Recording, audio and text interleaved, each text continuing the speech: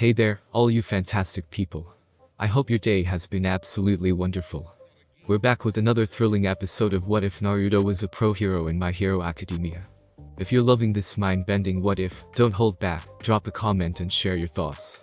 And while you're at it, don't miss out on exploring the other captivating what ifs available on this channel. Alright, without further ado, let's kick off this video and dive into this exciting journey. A brittle winter wind rattled the stained glass windows of the Hokage's office, each gust accompanied by a distant peal of alarm from the farthest walls of Konoha. Papers scattered across the desk. Mission reports, patrol logs, civilian requests for festival security.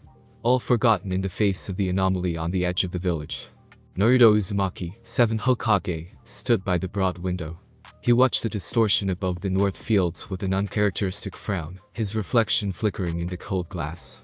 Golden hair now tamed by responsibility, blue eyes narrowed with the gravity of a leader. The rift was unlike anything he'd seen. Not an enemy jutsu, not a genjutsu, nor the work of Tobi's kamui. The air shimmered, rippling with colors that didn't belong to this world. Violet and green, a storm of lightning lancing from a wound in space itself. Shikamaru's voice cut through the tension. Sensors report that it's growing. No sign of chakra, but there's something else. Naruto's fingers tightened around the windowsill. We can't let it spread. If something's coming through. If it's like Kaguya's portals. He didn't finish. The memory of Kaguya's rabbit hole, of worlds collapsing in on themselves, lingered between them. I'll go. His voice was steady, even as Shikamaru turned, eyes wide in warning. Oi, Naruto. Hokage-sama. You're not invincible, Shikamaru muttered. Let's at least send Anbu.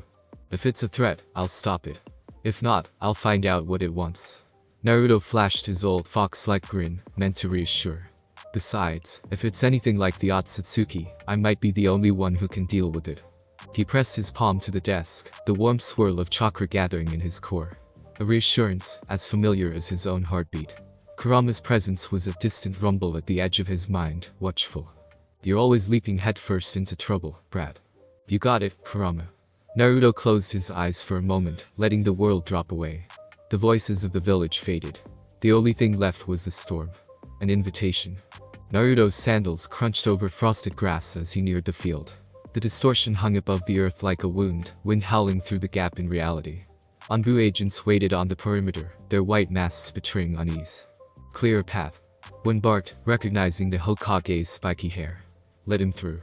Naruto gave them a nod, slipping past, his sage cloak billowing round his ankles. The rift pulsed, its heart beating in time with something he couldn't quite sense. He crouched, palm pressed to the ground. Sage art. Chakra pulse. The wave of energy spread, his senses flaring. Nothing. No chakra on the other side. Only cold emptiness and something else. Something vast and hungry, whispering to him in a language older than ninjutsu. Kurama's voice thudded in his chest. This isn't our world, Naruto. Be careful. Naruto smiled. I'll be fine. Just watch my back, will you? He formed the familiar seal. Shadow clone jutsu. And sent 2 clones darting around the rift. They vanished the moment they approached the distortion, torn apart by forces unseen.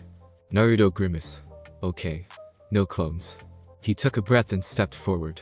The air tingled, every hair on his arm standing up as the space in front of him shimmered. For an instant, he thought he saw faces in the rift. Friends, family, old rivals. Sasuke's silent gaze, Sakura's fierce determination, Hinata's gentle smile. And then, all at once, the world tipped sideways. The roaring wind seized him, wrenching him off his feet. Chakra swirled wildly, out of control, as the world shattered around him. The rift expanded. Blinding white, then darkness. He reached for Kurama's power, anchoring himself, but even the fox's immense chakra felt like a candle in a hurricane. The last thing he saw was the Hokage monument receding, and then, when Naruto's senses returned, the world was wrong. He was lying on hard stone, the scent of smoke and scorched metal thick in his nose. Distant sirens wailed. Shouts, fearful, panicked, echoed through unfamiliar streets. He pushed himself to his feet, wincing as his head spun. The air was heavy with exhaust, nothing like the clean wind of Konoha. Towering buildings, glass and steel, not wood, loomed on all sides, many of them battered and burning. The woman screamed. Down the block, a hulking figure in a reptilian mask hurled a city bus into the side of a building. Children inside shrieked, trapped. Naruto's body moved before his mind caught up. Hang on. He shot forward, chakra flooding his legs, leaping over a twisted streetlight. Concrete cracked under his sandals as he landed. Civilians stared. Some in awe, others in fear. As he sprinted straight into the chaos. The villain. Twice as tall as Choji at his largest, arms lined with jagged spikes. Snarled. Another hero. Stay out of this. Naruto didn't pause. Shadow clone jutsu. Dozens of Narutos exploded into being, racing in all directions. Bystanders gasped. Phones out, streaming or snapping pictures. As the clones flanked the monster from every side. One clone leapt onto the villain's back, distracting him as another helped pry open the crumpled bus door.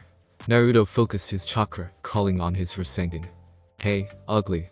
He yelled, vaulting over a burning car. The villain turned just in time to catch the spinning sphere of energy. Pure chakra, glowing blue. Straight to the chest. Boom. The blast sent the villain sprawling, smoke billowing from the impact. The bus rocked dangerously, teetering on the edge of a gaping hole in the asphalt. Naruto's real body dove inside, gathering terrified children into his arms. It's okay, I've got you. He smiled, trying to look reassuring despite the chaos. We're getting out of here. The clones formed a living bridge, passing kids out to safety, even as the villain staggered to his feet, shrieking with rage. A Sengen barrage. Clone after clone charged, each wielding the swirling blue sphere. The villain fell with a crash that shook the street, finally unconscious. For a moment, the world stilled. Naruto stood in the shattered street, soot-smudged and breathing hard, as the last clone vanished in a puff of smoke. The crowd stared in stunned silence. A man in a bright red hero suit, flames licking around his shoulders, landed beside him, flanked by a tall, elegant hero in denim and a slim, shadowy figure masked in black. Who are you? The flame-shouldered man demanded. What is your quirk? Naruto blinked, bewildered, as more heroes appeared. Each stranger than the last, their costumes outlandish even by shinobi standards. Cameras clicked. Helicopters circled overhead. Someone in the crowd started to cheer. Others stared, fearful, unsure. Naruto straightened, chest heaving. His thoughts spun, searching for any sign of home. Any clue as to where he was, or how to get back. Kurama's voice rumbled, quieter than usual. You did good, brat. But we're not in Konoha anymore. The sirens wailed on, echoing through the unfamiliar city, as Naruto Uzumaki realized he'd crossed not just space, but worlds. And that this strange new place needed a hero, now more than ever. The cold gusts swept through the broken city street, stirring the smoke and glass shards that marked the aftermath of battle. Naruto stood in the epicenter, shoulders squared, but eyes wide with the disorienting shock of unfamiliarity. The crowd, held back by police tape and the battered hulls of emergency vehicles, was a wall of noise. Murmuring, speculating, trying to decide if the golden-haired stranger was a savior, a villain, or something else entirely. Three heroes closed in on him with practiced precision. The first, tall and broad with a cloak of living flame, radiated an authority that demanded attention. His gaze was intense, blue eyes sharp as steel beneath fiery brows. I said, what's your quirk? Beside him, a figure in a skin-tight denim suit, seems immaculate, hair brushed back in an almost regal fashion, appraised Naruto as if measuring cloth. That technique you used. It looked like a physical construct, but I saw no support gear. Interesting. The third, quiet and lithe, seemed to dissolve into the air, as if he might become shadow at any moment. His presence was still, dangerous, eyes hidden by a black mask. Naruto blinked. He'd seen his fair share of strange people. Akatsuki, Tobi, or Chimaru.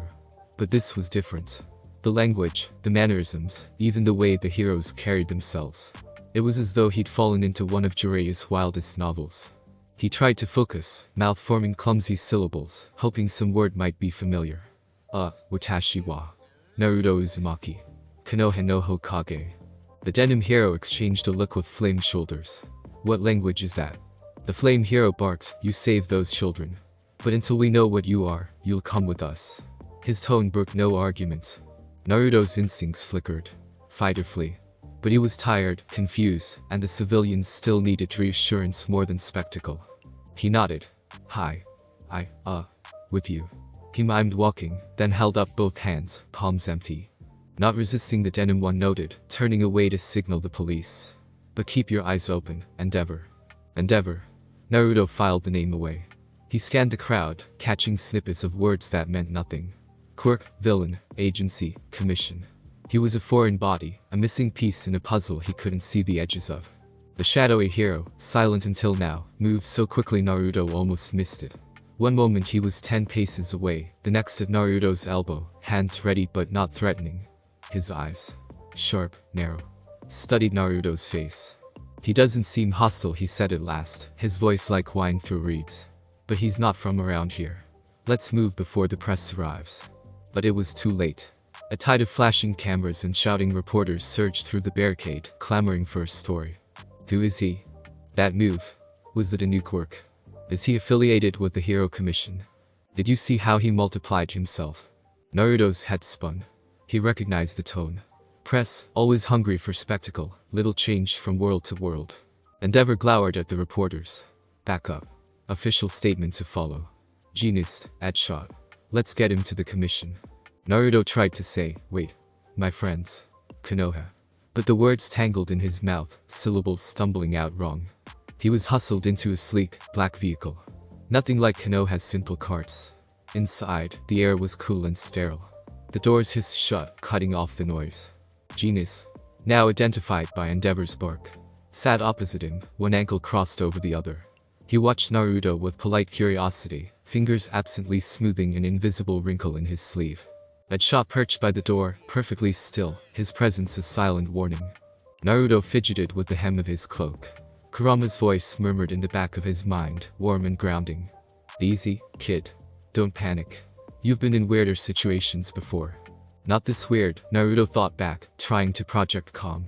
The city outside was a blur of neon and chrome, buildings rising impossibly high, lights flickering with advertisements and scrolling news tickers. It was a far cry from the gentle lamplight of Konoha's main street. As the car turned onto a wide boulevard, Naruto caught his own reflection in the tinted window. Wild hair, whisker marks, a uniform that looked like it belonged to a world of legends. He was a relic, an artifact. A fox in a city of peacocks. The silence stretched, filled only by the low hum of the engine. Finally, Genius spoke, carefully enunciating each word as if hoping Naruto would magically understand. "Do you understand us?" Naruto hesitated, then nodded. A little. It wasn't true, but it seemed to satisfy them for now. That shot studied him, dark eyes narrowed. "You're no villain. But you're not a hero either. Not in any way we recognize." Endeavor grunted. "We'll see what the commission says." The car glided to a stop before a monolithic building. Glass and steel, adorned with a stylized eagle insignia. The doors opened, and Naruto was ushered out, flanked by his 3 escorting heroes. Inside, the air was crisp, the halls wide and echoing. Uniformed staff glanced up as they passed, their eyes widening at the sight of Naruto's foreign garb and whiskered face. They led him to a waiting room.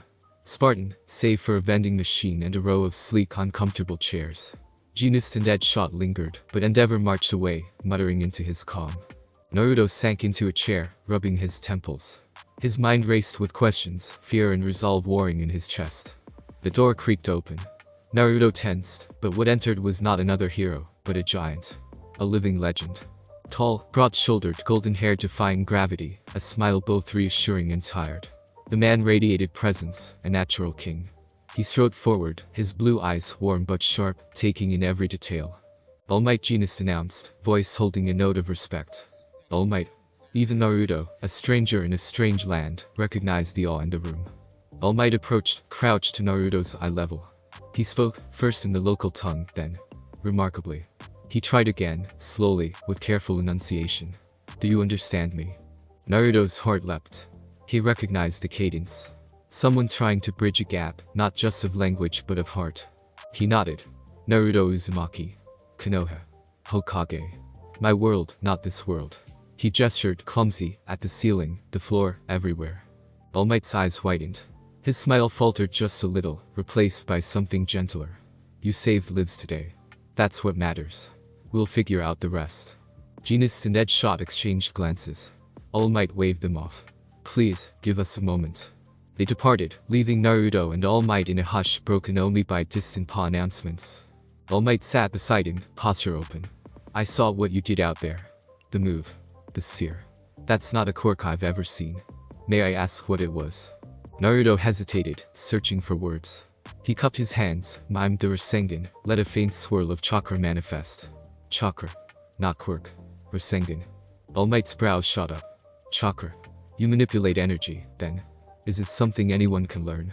Naruto shook his head, smiling wistfully. Not everyone. In my world, some.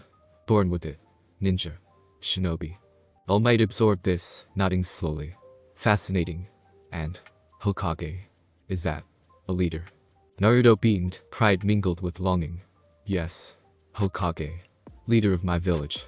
Protect everyone. Like you, here.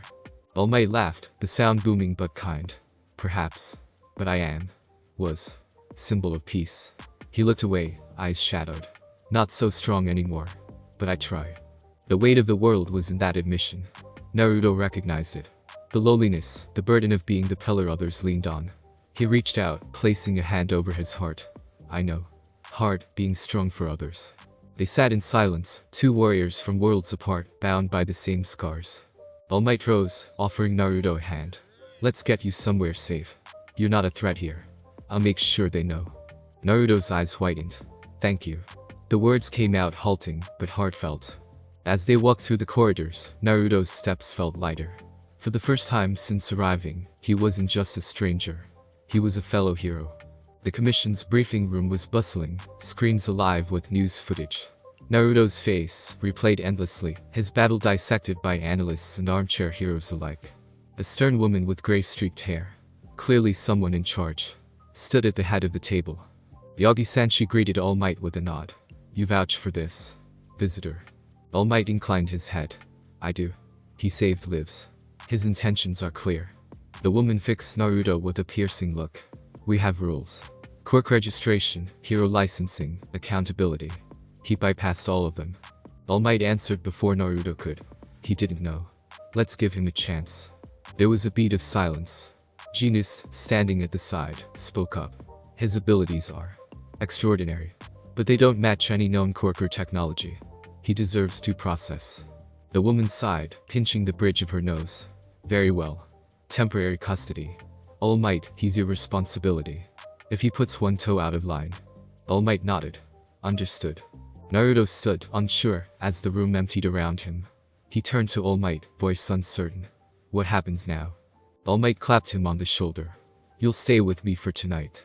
Tomorrow, we'll start the process. See what you can do. But for now, rest. You've had a long day. Naruto managed a tired grin. Yeah. Long day. Night in Misatafu was never truly dark. Neon lights painted the city in gold and blue, reflections flickering across the river that cut through downtown. All Might's apartment was sparse but comfortable. A place for a man who lived most of his life on the street. Naruto settled onto the futon, blanket pulled to his chin. The unfamiliar hum of the city filled the silence, cars and voices and distant music. A far cry from the frogs and cicadas of Konoha. He closed his eyes, but sleep was slow to come. Kurama, he whispered, are you still there? The fox's rumbling presence was a balm. Still here, kid. I'd complain about the noise, but it's not the weirdest place we've woken up. Naruto smiled, eyes prickling with tears he didn't want to shed. I miss home. I know. But you did good today. Wherever you are, you're still you. Naruto rolled over, staring at the strange ceiling. He thought of the children's faces, wide with awe as he carried them from the bus. He thought of All Might's tired eyes, the weight they shared. Somewhere out there, his friends were searching for him. Somewhere, the rift still churned. But for tonight, he was safe. A stranger, yes. But a hero, too. And tomorrow, the real work would begin. Misatafu's dawn was bright and unrelenting. Naruto woke to the scent of strong coffee and the sound of All Might humming tunelessly in the kitchen. He sat up, rubbing grit from his eyes, and wandered into the tiny kitchenette. All Might poured 2 mugs, passing one to Naruto with a grin. Today's the day. We'll head to the commission. They'll want to see her. Quirk. Naruto sipped, grimacing at the bitterness. Not Quirk, he muttered, half to himself. All Might laughed. It's what they call special powers here. Most people have one. Some are more obvious than others. Mine was strength. Others. Fire, ice, flight. He paused, watching Naruto closely. Yours is something new. People will be curious. Some will be afraid. Naruto nodded, remembering the wary looks, the way Genius' eyes followed every movement. All Might continued, the world can be harsh. Heroes. Pro-heroes. Must be registered, trained, monitored. There are rules. It's not always easy, but it keeps people safe. Naruto thought of Konoha's academy, the Chunin exams, the years spent proving himself. I understand. All Might placed a hand on his shoulder. You'll do fine. Just be yourself. They dressed in silence. All Might in his civilian clothes, Naruto donning his Hokage cloak once more. It felt like armor, like a piece of home clinging to him in this strange new world. As they walked to the commission's headquarters, the city came alive. Vendors hawked breakfast on street corners. Schoolchildren in crisp uniforms darted past, eyes wide at the sight of All Might and the strange new hero by his side. Whispers followed them. Speculation, curiosity, admiration, and fear all jumbled together. At the headquarters, Naruto was ushered into a sterile lab, white walls gleaming under harsh lights. Scientists in lab coats murmured as they approached, tablets ready to record everything. A silver-haired tech gestured to a platform. Please stand here, sir. We'll run a few tests. Naruto obliged, trying not to fidget as scanners whirred around him, lights tracing his outline. Please demonstrate your. Quirk the tech asked, not unkindly. Naruto summoned a single shadow clone, letting the chakra swirl into being beside him. The clone grinned, waving cheekily at the stunned scientists. There was a collective gasp. Application. Without technology. Is it molecular? Quantum. Someone muttered, furiously scribbling notes. Naruto dispelled the clone, then formed a Rasengan, letting the swirling blue sphere hover between his palms. The energy hummed, pure and unfiltered. The tech reached out, stopping just short of the sphere. Fascinating. And dangerous. Naruto let the Rasengan fade, bowing his head. Only for enemies, he said softly, hoping the words translated. The lead scientist turned to All Might, whispering urgently. All Might nodded, then stepped forward. You pass. Temporarily. He clapped Naruto on the back, beaming. You'll need a hero license. Provisional, for now. And a hero name. The press is already calling you something. Naruto tilted his head. Name. I'm Naruto. All Might chuckled. They want something flashy. The yellow-blue hero. Or Vortex.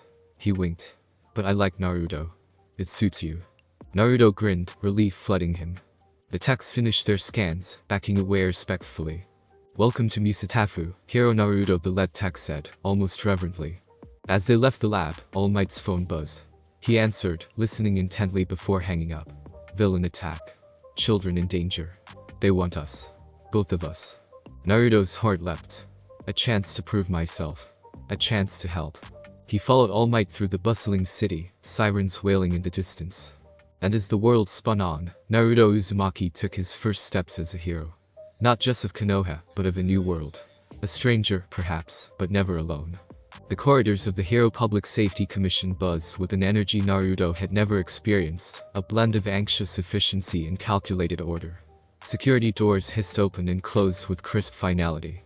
Somewhere overhead, a drone zipped by, relaying live updates to a war room where heroes coordinated responses to fresh emergencies. Here, even the air tasted of protocol, anticipation, and something electric. A world shaped by the constant tension between threat and hope. Naruto walked at All Might's side, his Hokage cloak swirling behind him, drawing glances and whispers in their wake. Every face held curiosity, some edged with suspicion, others tinged with the sort of awe reserved for myth. Even here, so far from Konoha, Naruto recognized the way people looked at their heroes. As lifelines, symbols, protectors. He tried not to shrink beneath the weight of it. Kurama, you ever get the feeling we're being watched by 1,000 people at once? Brat, you're always drawing attention. You should be used to it by now. Yeah, but this is different. Naruto's thoughts trailed off as they entered a vast atrium filled with glass, sunlight painting shifting patterns across the polished floor. All Might spoke quietly, leaning in so only Naruto could hear. The commission wants to analyze your abilities, see if you're a threat. But I'll be with you. Don't let their machines or big words shake you, young man. Just be yourself. Naruto nodded. His heart thudded with nervous excitement, but his resolve hardened. He was used to scrutiny. He'd grown up with it. He could do this. A slim, sharp-faced woman in a tailored suit approached, her heels clicking with precision. Yagi-san. And Naruto, correct. She bowed, almost formally. I'm Sadim, head of special analysis. If you'll follow me. All Might gave Naruto a reassuring look. Go on. I'll wait here. Naruto straightened his back, smiled his big, unbreakable smile, and followed Sadim into a chamber lined with screens, sensors, and glass partitions. A half-circle of analysts, medics, and technicians watched him, notebooks poised. He felt suddenly like a frog on a dissecting table. Please, sit.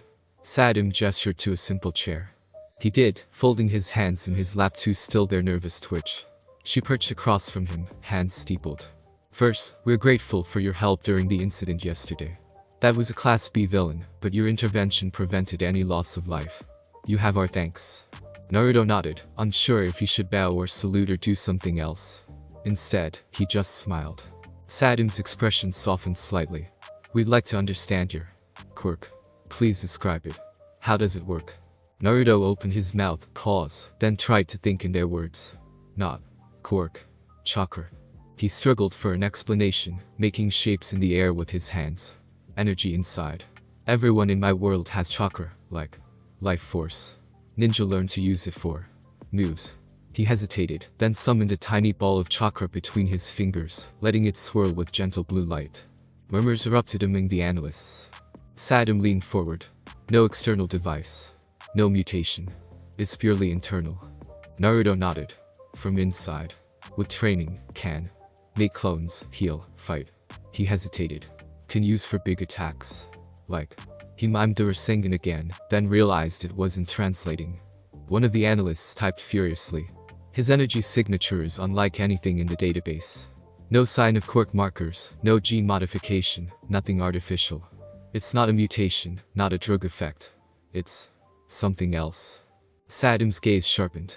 And your transformation yesterday. That surge of power, your eyes changed. Naruto hesitated. This was the hard part. He took a breath, searching for words. Inside me is Kurama. Fox spirit. Very strong. Used to be enemy. Now, friend. He helps when danger comes. A shocked silence. A sentient entity. Inside you. Sadim echoed, eyebrows rising. Naruto nodded, pressing a hand over his stomach. He and I are partners. Not evil. He helps me protect.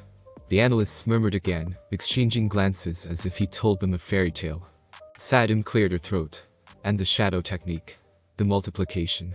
Naruto grinned. Shadow clone jutsu. I make copies. Real, not illusions. They can fight, think, disappear if hit. He formed a clone with a puff of smoke. The room gasped. The clone gave a cheeky salute and then vanished with another pop. Sadim pinched the bridge of her nose, as if fighting a headache. How many can you make? Naruto shrugged, flashing a foxish grin. A lot. Show us, please. He smiled, pressed his hands together, and in a second the chamber was filled with dozens of Narutos, each grinning or waving or sticking out a tongue. One began to do handstands. Another tried to tie a scarf around his head like All Might's hair. The analysts recoiled in amazement. Sadim looked as if she might faint. He dispelled them with a thought. They go poof, he said, trying to lighten the mood. One medic, clipboard trembling, leaned in. You don't feel pain when they're destroyed. Naruto shook his head. No. I get their memories. Good for learning. Sadim let out a breath. Astounding. And this. Kyuubi. Fox spirit. It's not dangerous to others. Naruto's smile faded, memories flashing in his eyes. Old pain, old wounds. Was. Long time ago. But not now. We're partners. Protectors. The room was silent, then, the weight of his words settling over them. Sadim regarded him for a long, measured moment. Thank you, Naruto. That will do for now. We'll need more tests, but for now, we understand you're not a threat. Her tone softened. You are a hero, even if you come from another world. Naruto looked away, fighting a wave of homesickness so fierce it threatened to swallow him. He thought of Konoha's sunrise, the laughter of old friends, the warmth of Hinata's embrace. But he held his chin high. I want to help. Even if I'm far from home. The analysts looked at each other, perhaps seeing not a mystery but a person. A young man far from everything he loved, trying to do the right thing. Sadim stood, signaling the end of the interview. We'll take you to the next room. They'll explain how things work here. All Might will join you. A second room. Softer lights. Fewer people. All Might, waiting by the window, looking every bit the legend, even in civilian clothes. Naruto let out a breath he hadn't known he was holding. All Might turned, smile reassuring. They didn't scare you, I hope. Naruto shook his head. No worse than the first time Iruka-sensei gave me a lecture. All Might's laugh was deep and genuine. They're just thorough. This world has rules. We have to be careful. Power can be dangerous, and not everyone uses it for good. A tall, silver-haired man entered, followed by a bespectacled woman with a clipboard. "We'd like to explain a few things, Naruto," she said, her tone kind. "Here, most people have quirks. Special powers, unique to them. Society has developed systems for safety and fairness. Heroes must be licensed, registered, trained. The public trusts us to protect them, but also to be accountable." She handed him a thin packet of papers, covered in official seals. Naruto scanned the text, trying to decipher the language. Provisional hero license. Temporary status. He looked up, eyes shining with understanding. "I can help. Officially." All Might nodded. "With me as your sponsor, yes. For now, you'll work under supervision. You'll need to register your abilities and follow our code of conduct. Is that acceptable?" Naruto grinned, bouncing on his toes. "Yes. I'll do my best." The woman smiled. "We'll handle the paperwork together. We know you're unique." As she left, All Might turned, voice dropping to a softer register. "I know what it's like to feel alone in a strange place, to have powers you don't understand. But you have a good heart. I see that, even if they don't know you yet." Naruto's throat tightened. He ducked his head, cheeks coloring. "Thanks. You remind me of my sensei. Jiraiya. Always believed in me, even when I didn't believe in myself." All Might smiled, the lines around his eyes deepening with a kind of sadness. "The world needs heroes it can believe in, Naruto. Even if they come from far away." Later, as the sun sank toward the city skyline, Naruto found himself on a rooftop balcony with All Might, a pair of steaming bowls of ramen between them. The city stretched below. Lights flickering on, trains rattling through the night, lives unfolding in patterns both strange and familiar. Naruto twirled his chopsticks, savoring the taste. Not Ichiraku's, but not bad. All Might slurped his own noodles, then set the bowl aside. "If you're willing, the commission wants you to join the next hero operation. There's been a string of villain attacks. Nothing like what you're used to, but dangerous in their own way. Your presence might inspire hope. Or at least, curiosity." Naruto grinned. "I'm in. Saving people is what I do." All Might studied him, expression unreadable. "You adapt quickly. That's a strength." Naruto shrugged. "I've been the outsider before. People in my world didn't trust me at first, either. But I made them see. What's in your heart matters more than anything else." They fell into companionable silence, watching the stars fight their way through the city's glare. "Do you miss it?" All Might asked quietly. Naruto's breath caught. He closed his eyes, images of home rising behind his eyelids. Sakura's laugh, Sasuke's scowl, Iruka's kind eyes, Hinata's soft voice. "Every minute. But as long as I can help people, I'll keep moving forward." All Might smiled, the kind that made you believe in second chances. That's the spirit of a true hero. Night again, and Naruto dreams. He runs through the woods behind Konoha, laughter echoing. Sasuke appears at his side, challenging him to a race. Sakura shouts for them to wait up. The world is bright, simple. But suddenly the dream shifts. The trees thin, replaced by metal and glass towers. The air hums with unfamiliar energy. His friends fade into mist, their faces just out of reach. Naruto stands alone in a city of strangers. Kurama stirs in the dream, his form massive and warm. "You're not alone, kid. Not ever. I'm with you. And you've made friends in stranger places." Naruto smiles, waking to the first light of dawn. Resolve settles in his chest, a weight into comfort. At the commission the next morning, he's greeted by Sadam with a new badge. His provisional hero license, name emblazoned in bold. Uzumaki Naruto. She tries to explain the code of conduct again, outlining rules about engagement, civilian safety, and public image. Naruto listens carefully, determined not to mess up. He's always learned best by doing. Outside, news cameras swarm. All Might walks beside him, a shield and a mentor. "Are you ready?" All Might asks, voice gentle. Naruto grins, stuffing his hands in his pockets. "Let's do this." As they emerge, the reporters explode in a hail of questions. Naruto tries his best, bowing, smiling, offering simple answers. "Why are you here?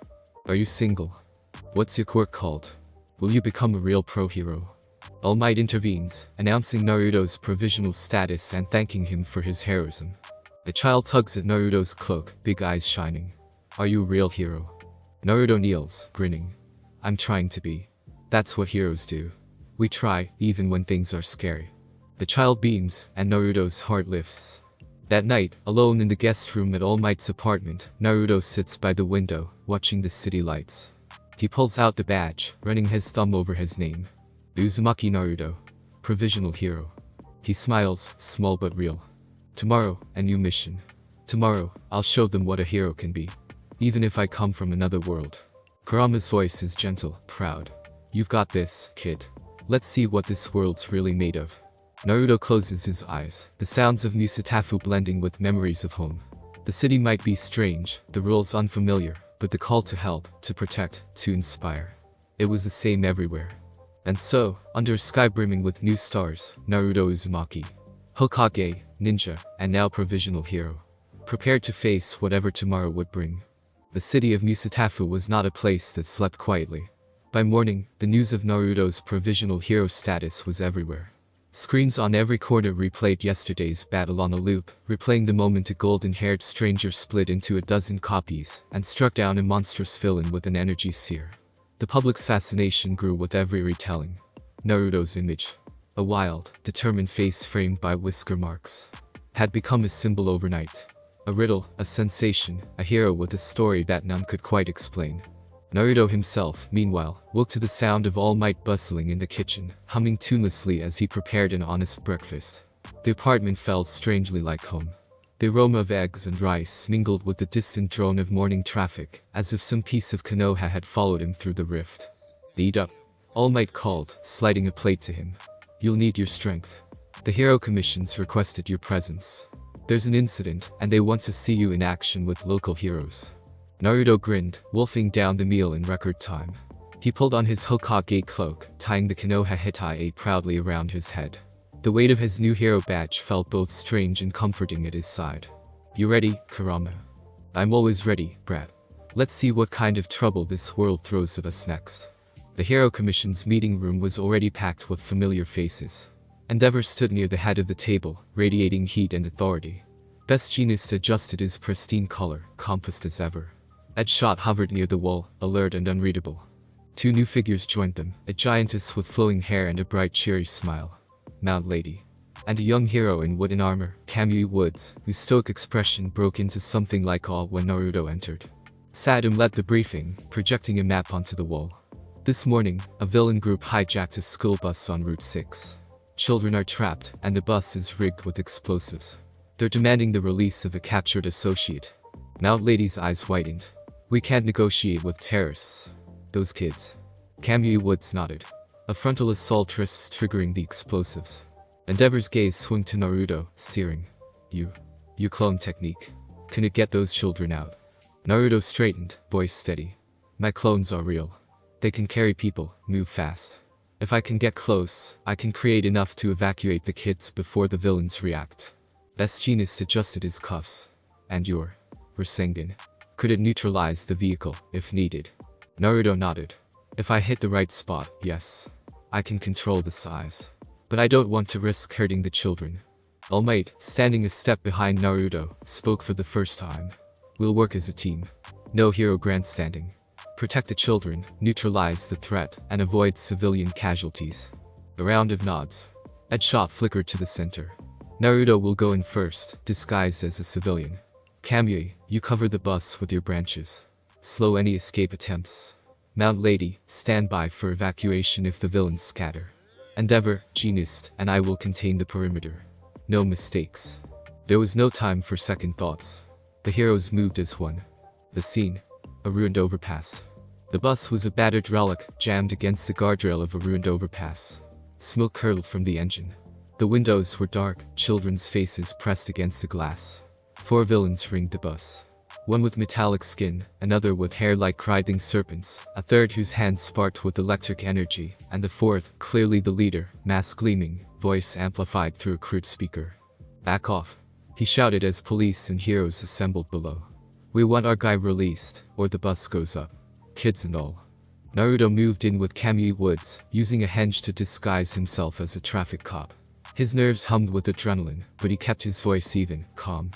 Kamui whispered, on your signal, I'll restrain them. You get the kids. Naruto nodded, slipping through the cordon as if he belonged there. He crouched behind a police cruiser, closed his eyes, and focused on the bus. Through the thick metal, he could sense the fearful chakra. The children's terror, the villain's tension. He pressed his hand to the asphalt. Shadow Clone Jutsu. 24 clones sprang to life, darting behind vehicles, scaling the sides of the overpass, invisible to all but the sharpest eyes.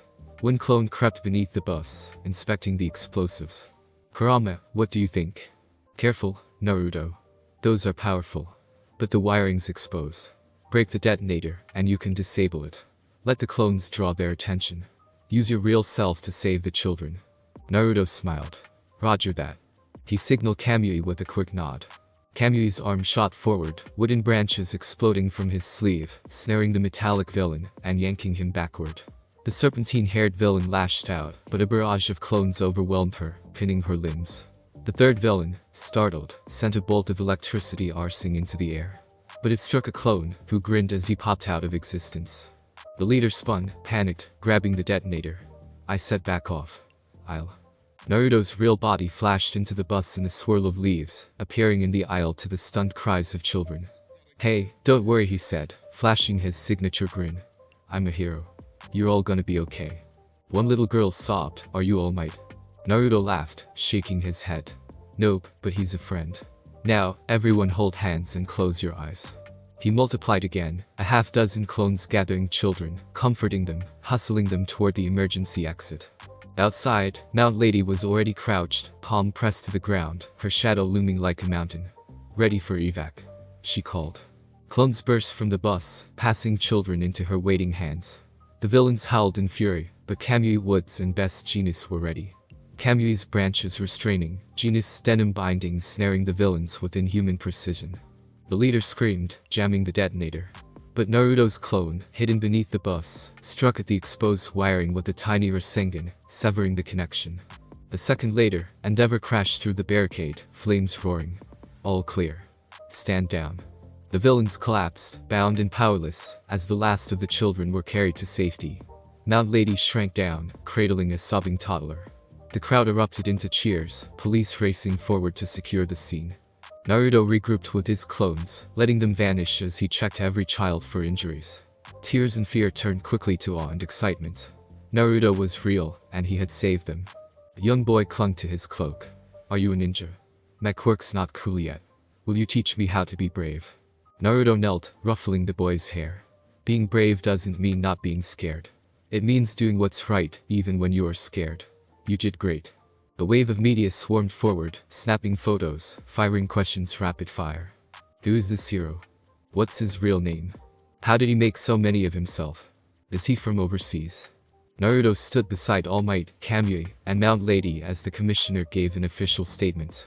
We owe a debt to our new provisional hero, Uzumaki Naruto, whose quick thinking and teamwork helped save these children. Today's victory shows what can happen when heroes stand together. Naruto's heart swelled with pride, but also with an ache for home. For every smile, every thank you, there was the echo of Konoha. His friends, his team, his sensei, who'd always believed in him. Later, the heroes debriefed in a makeshift command tent. Endeavor folded his arms, expression grudgingly respectful. You exceeded expectations. Efficient, adaptable. I don't understand how your abilities work, but the results speak for themselves.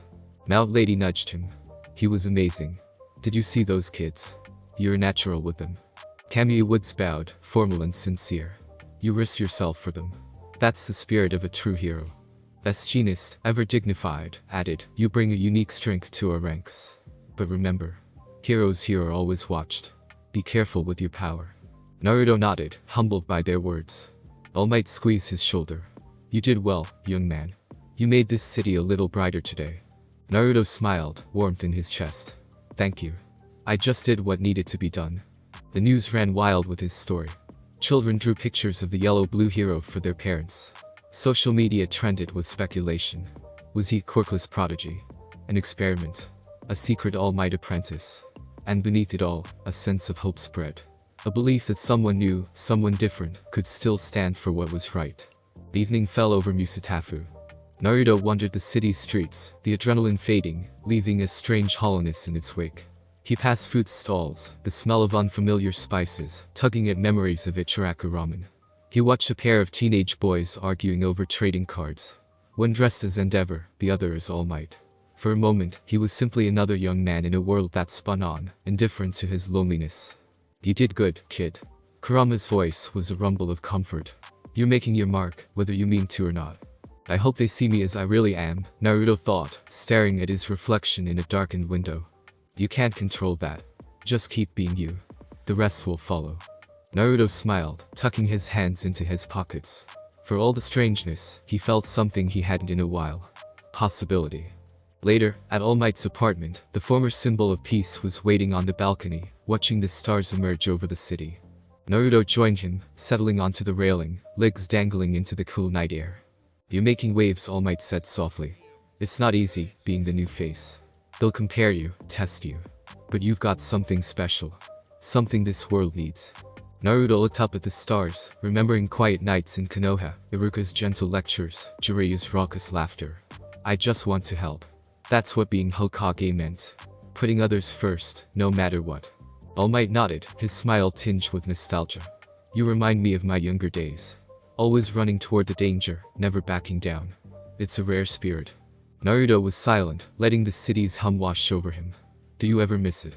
He asked, voice small. All Might's gaze softened. Every day. But sometimes, letting go makes room for new heroes to rise. The torch passes, and the flame grows brighter. Naruto smiled, the ache in his chest easing just a bit. Then I'll do my best to keep that flame burning. All Might clapped him on the back. That's all any of us can do. In the days that followed, the legend of the yellow-blue hero spread.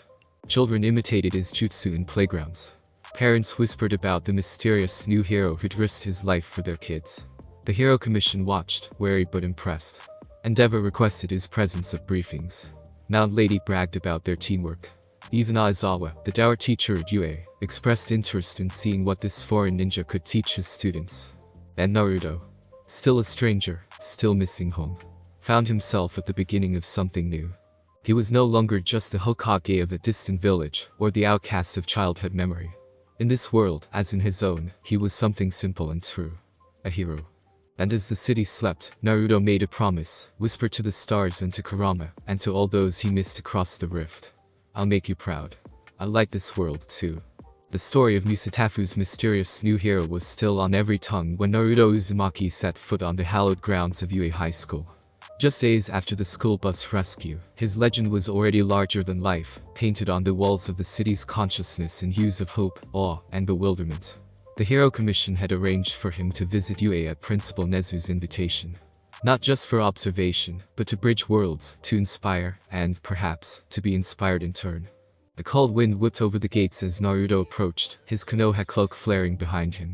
The stone archway, with its bold golden letters, UA High School, stood as a promise and a challenge.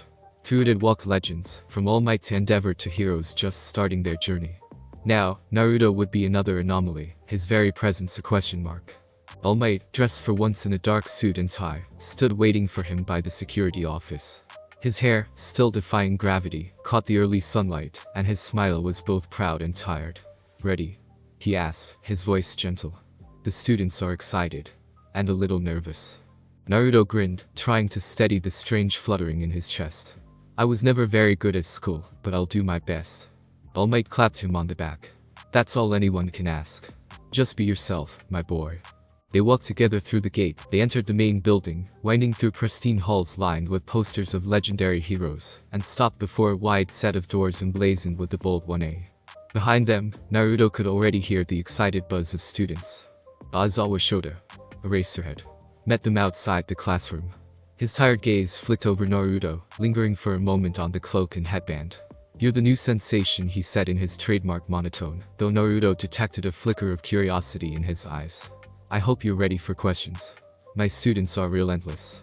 I can handle a few questions, Naruto replied, his grin easy and infectious. Aizawa pushed open the door, and the room erupted into whispers. He's here. The ninja hero. Is it his real hair? I heard he can multiply. Is he even registered? All Might stepped forward, his presence filling the room. Class, this is Uzumaki Naruto, our guest from far away. He'll be observing today.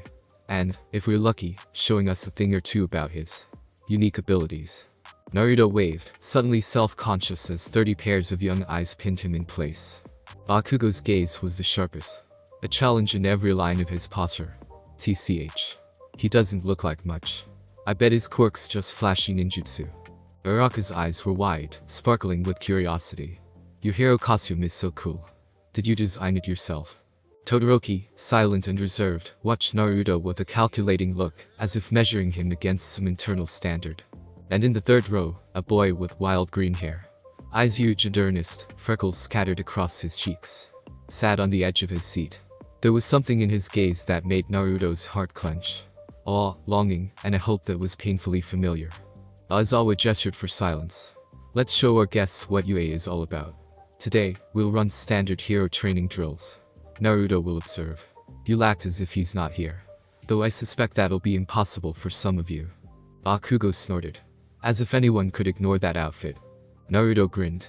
You get used to it after a while. A ripple of laughter eased the tension. The students filed outside, falling into loose formation on the training grounds. A massive complex of obstacle courses, mock city blocks, and reinforced arenas built for heroes in training. As they moved, Naruto felt a presence at his side. The green-haired boy, moving with nervous excitement, fell into step with him. Excuse me, the boy said, bowing. I'm Midoriya Izuku. Thank you for saving those kids. Your, techniques. They're unlike any quirk I've ever seen. How do they work? Naruto scratched his head. It's called chakra. It's, like energy inside everyone in my world. With training, you can use it to do all sorts of things. Clones, healing, even big attacks. Midoriya's eyes widened, and he immediately pulled out a battered notebook. Amazing. And is it genetic, like a quirk? Or more like... Oh, sorry, I'm rambling again. Naruto laughed, seeing his old self in the boy's earnestness. I wasn't very good at it when I started out. But I didn't give up. Midoriya's grip tightened on his notebook. Never giving up. That's what All Might always says. Naruto's smile softened. He's a good teacher. The best. Before they could continue, Bakugo's voice cut through the air. Hey Deku. You done fawning over the new guy? Some of us have real work to do. Naruto turned to see Bakugo glaring at both of them, arms folded, eyes blazing. You want to impress us? Show us what you can do. Aizawa interjected, voice like steel. That's enough, Bakugo. Focus on the drills. Naruto will have his turn. Bakugo scoffed, stalking away. Midoriya deflated, muttering apologies. Naruto rested a hand on Midoriya's shoulder. He reminds me of someone I knew. A rival. Sometimes the ones who push you hardest are the ones who help you grow the most. Midoriya looked up, hope rekindling. Do you really think I could? I mean, even with my quirk, Naruto saw it then. The doubt, the loneliness. He remembered that feeling so well. Watching the world through the glass, wondering if he'd ever belong. You've got a good heart, Naruto said softly. That matters more than any quirk.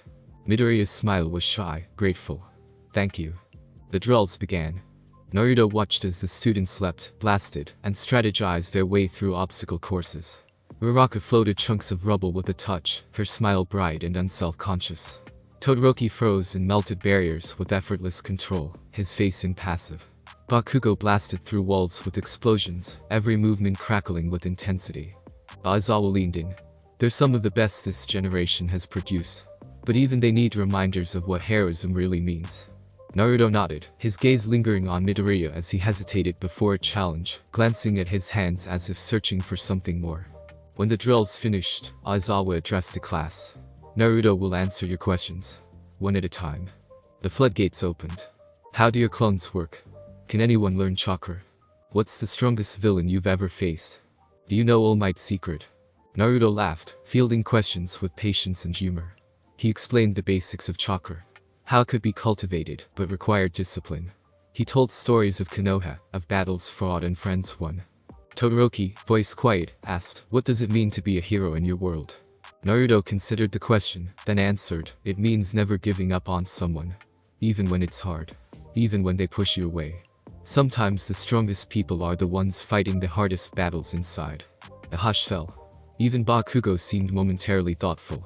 Uraraka, grinning, said, you sound like All Might. But with better hair. Naruto laughed, the ice breaking. Don't let him hear you say that. Midoriya beamed, notebook already full of notes. Aizawa called for a break, and Naruto found himself surrounded by students. Tokoyami asked about his summoning techniques. So you wanted to know if he could walk on water, sometimes Naruto admitted, but it gets cold. Iida quizzed him on the structure of ninja society, taking notes with mechanical precision. Bakugo hung back, arms folded, scowling. Naruto caught his eye, then gestured for him to join. You remind me of my rival back home. He used to glare at me, too. Bakugo bristled. I'm nobody's rival. I'm the best. Naruto grinned. That's what he used to say. But we made each other better. Bakugo stared at him, defiance warring with something softer. Prove it. Show me you're not just talk. Naruto nodded. Next time, we'll spar. Deal. Bakugo's lips twitched into a feral smile. Deal.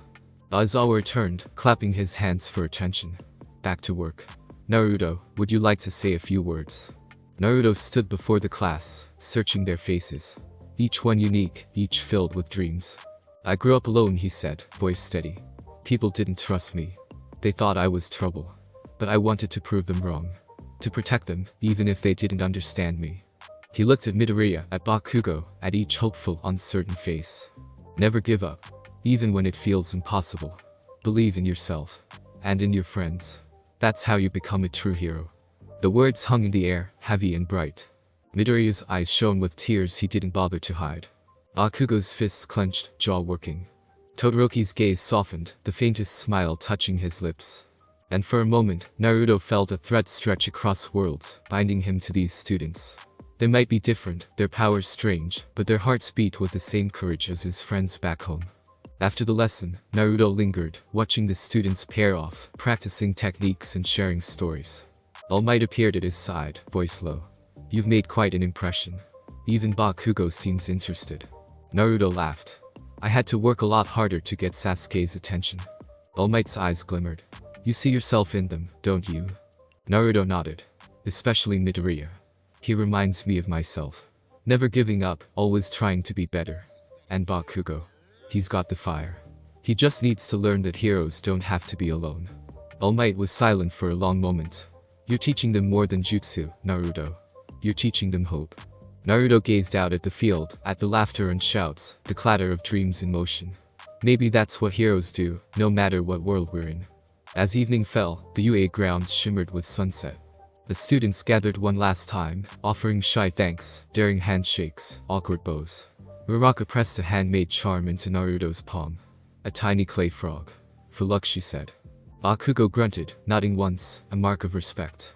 Midoriya, cheeks flushed, bowed deeply. Thank you, Naruto. I'll do my best. I promise. Naruto smiled, the ache of missing home softened by the warmth around him. You already are, Midoriya. All of you.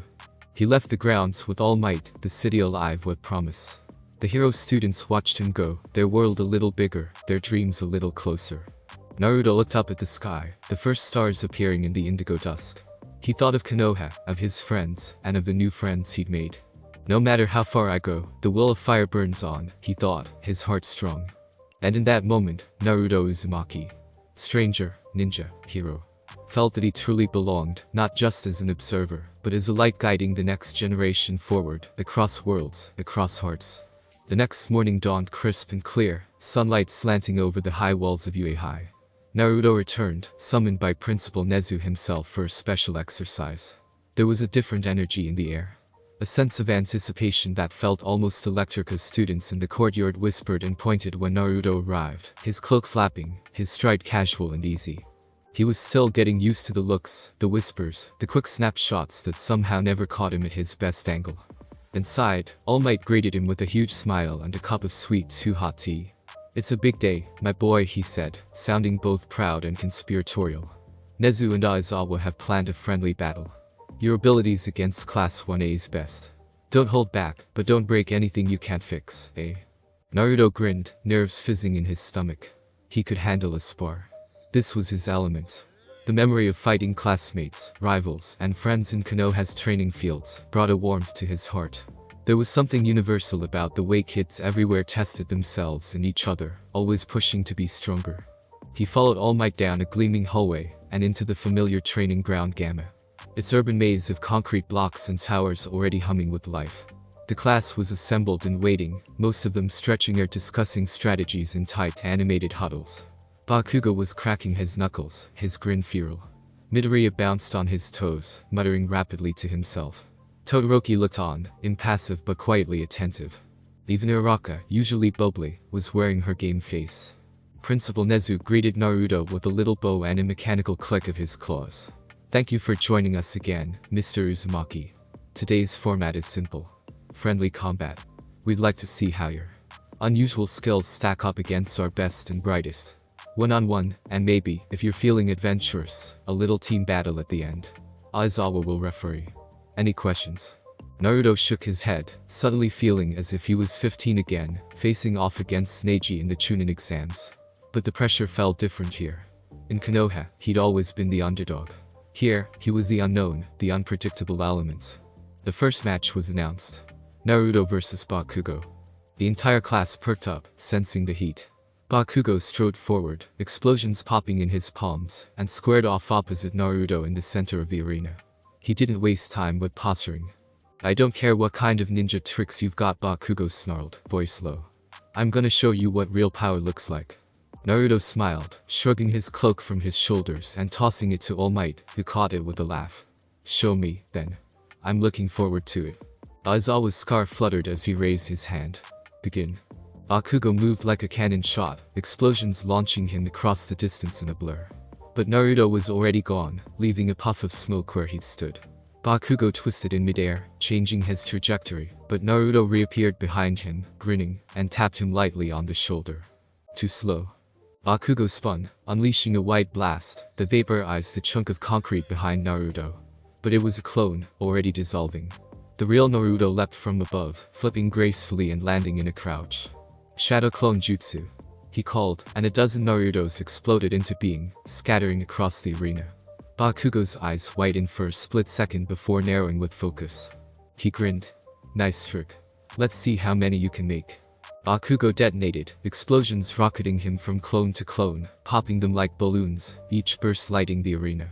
But Naruto's clones began to fight back, working together, some fainting, others launching themselves at Bakugo in coordinated strikes.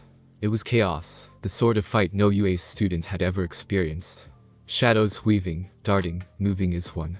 Midoria, watching from the sidelines, could barely keep up. He's using tactics. Each clone is independent, working together, predicting Bakugo's moves.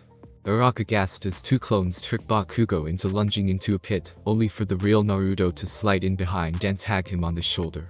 Bakugo growled, landing in a crouch and wiping dust from his mouth. Not bad, old man. Naruto laughed. Who are you calling old? I'm just getting started. Bakugo's hands crackled as he powered up, sweat evaporating instantly from his palms. Fine. Let's see how you handle this. He unleashed a concussive blast, scattering the clones, sending the real Naruto tumbling across the concrete. Bakugo pressed the advantage, following up with a string of explosions that would have overwhelmed anyone less agile. But Naruto rolled, bounced to his feet, and spun a Rasengan into existence, the blue sphere humming with power. Bakugo saw it and charged, unleashing his strongest blast yet. The two collided, energy and force erupting in a shower of light and wind that rattled the safety barriers. For a breathless second, smoke billowed and no one could see who had prevailed. When it cleared, Naruto was grinning, arms smoking from the force, but otherwise unharmed. Bakugo stood panting, sweat streaming down his face, lips curling into a reluctant wild smile. You got me, he admitted, just loud enough for Naruto to hear. But next time, I'll win. Naruto winked. I'll hold you to that, Bakugo. You've got real fire. The class burst into applause, several students cheering for both combatants. Aizawa nodded, his usually impassive expression softening. Well done, both of you. That's the kind of creative thinking I like to see. Next up was Todoroki. He approached the arena with measured steps, expression unreadable. I've studied your techniques, he said quietly. I'm curious to see if your chakra can withstand this. He opened with a blast of ice, forming a glacier that swept toward Naruto in a rush of cold and razor-sharp spikes. Naruto countered by leaping high, flipping in midair, and tossing a brace of kunai, specially rubberized for the exercise, that embedded in the ice, and exploded in a burst of harmless smoke. Todoroki immediately shifted tactics, flames roaring from his left side, melting the ice and filling the air with a cloud of steam. Naruto grinned, recognizing the rhythm of Todoroki's attack. The push and pull, ice and fire. He created more clones, weaving between pillars, some acting as decoys, others using substitution to escape Todoroki's onslaught. For every wall of fire, Naruto answered with a substitution log. For every spike of ice, a clone interposed itself and vanished in a puff. Midoriya watched, eyes wide, voice barely above a whisper. He's not just reacting. He's adapting to Todoroki's style, learning as he goes. Todoroki, frustrated but determined, ratcheted up the power, fusing ice and fire into a swirling vortex. Naruto saw the opening, channeling chakra into his feet, and darted in close before Todoroki could react. With a flicker, he appeared behind Todoroki, tapping him lightly on the back. "Checkmate," he whispered. Todoroki turned, surprise in his eyes, but then he smiled. A real, unguarded smile. "You're incredible. You move like water. Always flowing, never caught." Naruto grinned, remembering similar words from Neji years ago. "Thanks. You're not so bad yourself, kid." The class cheered, and even Aizawa allowed himself a faint smirk.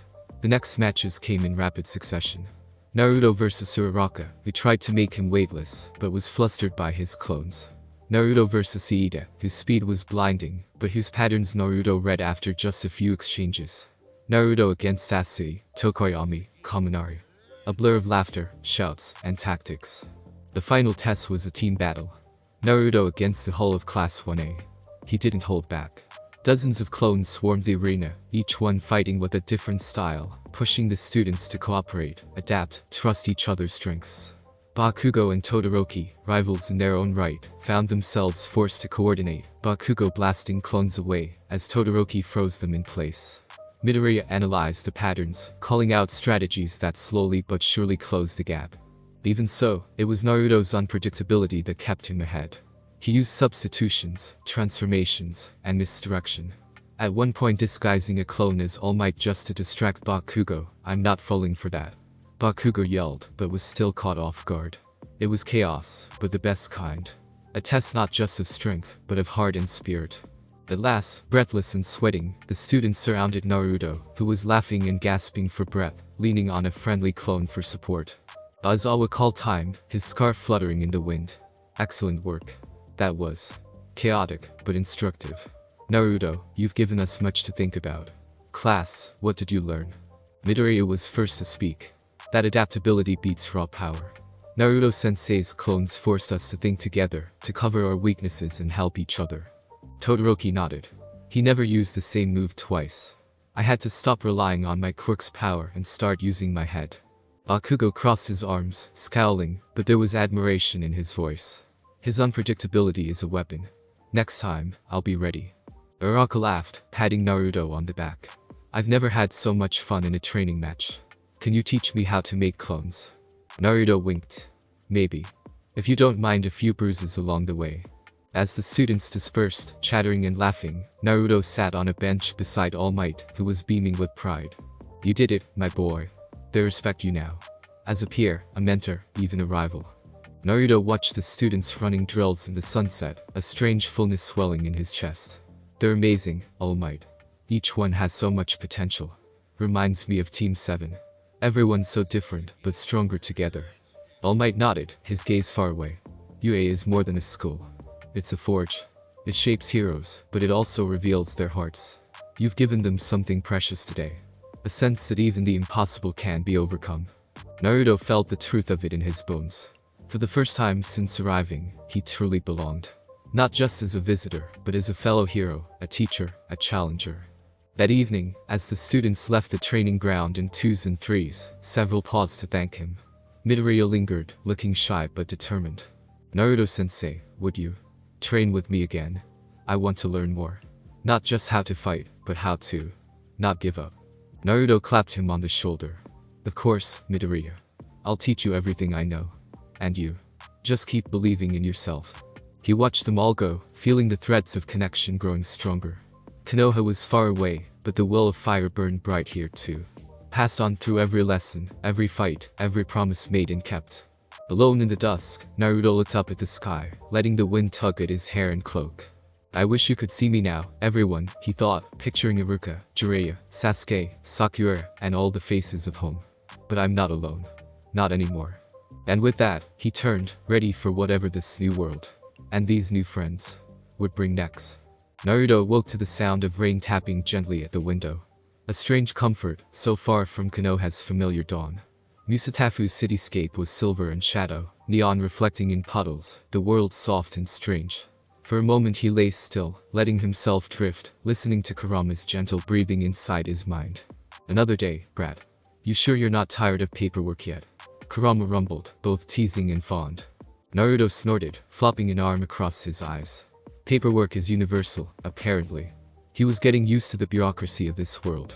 The endless forms, the scans, the questions about Quirk classification and hero branding. The Hero Commission had insisted he come in to officially register his abilities. Today, at last, they would make it official. The city's curiosity and the media's hunger had grown with every passing day. Every time he stepped outside, some reporter tried to snag an interview, and fans clustered for a glimpse or photo. He dressed quietly, tucking his hero license into his pocket. All Might was already in the kitchen, wearing a soft smile and nursing a mug of tea. You ready, my boy? He asked. It's not as bad as it seems. You get used to the attention. Sort of. Naruto shrugged, putting on his best smile. Guess I can't just stamp a frog on the paperwork and call it done. All Might laughed, though his eyes were a little sad. If only. The morning was a blur of activity. At the commission, an entire team of analysts and officials waited. The same gray-suited woman, Saturn, led him through the halls with professional courtesy. She was gentler this time, having seen his courage on the battlefield. In a conference room lined with screens and cameras, Naruto was presented with a mountain of forms. Please list your quirk, the intake official said, stylus poised. Naruto stared blankly. It's chakra. I can make clones. Use energy for attacks and healing. There's a fox spirit inside me, but he's nice now. And I, sometimes turn into a toad. Or use nature energy. Is that a quirk? The official blinked. Could you describe your abilities as simply as possible? For the registry. He struggled, awkwardly listing what he could. Energy manipulation, clone creation, transformation, healing, enhanced strength, increased stamina, resistance to toxins, some animal summoning, and I can make really good ramen. A beat of silence, then the official coughed. Hero name. Naruto thought. For a moment he felt a pang of homesickness. His name meant something, carried weight, legacy, promise. But the commission's branding officer leaned in, tapping a tablet. The press has already started calling you Vortex. The yellow-blue hero. It's tested very well. It suggests power, movement, hope. I'd rather just use my name. Uzumaki Naruto, he said quietly. The officer hesitated, glancing at the others. All Might stepped in, voice warm but commanding. I think his own name is best. He's earned it. Reluctantly, they relented. The paperwork moved on. Quirk classification, weaknesses, Naruto listed overconfidence, and too much ramen, emergency contacts. He left it blank, heart aching for Konoha, and a signature move. He drew a quick doodle of the Rasengan. When it was done, they handed him a new badge. His name, bold and bright.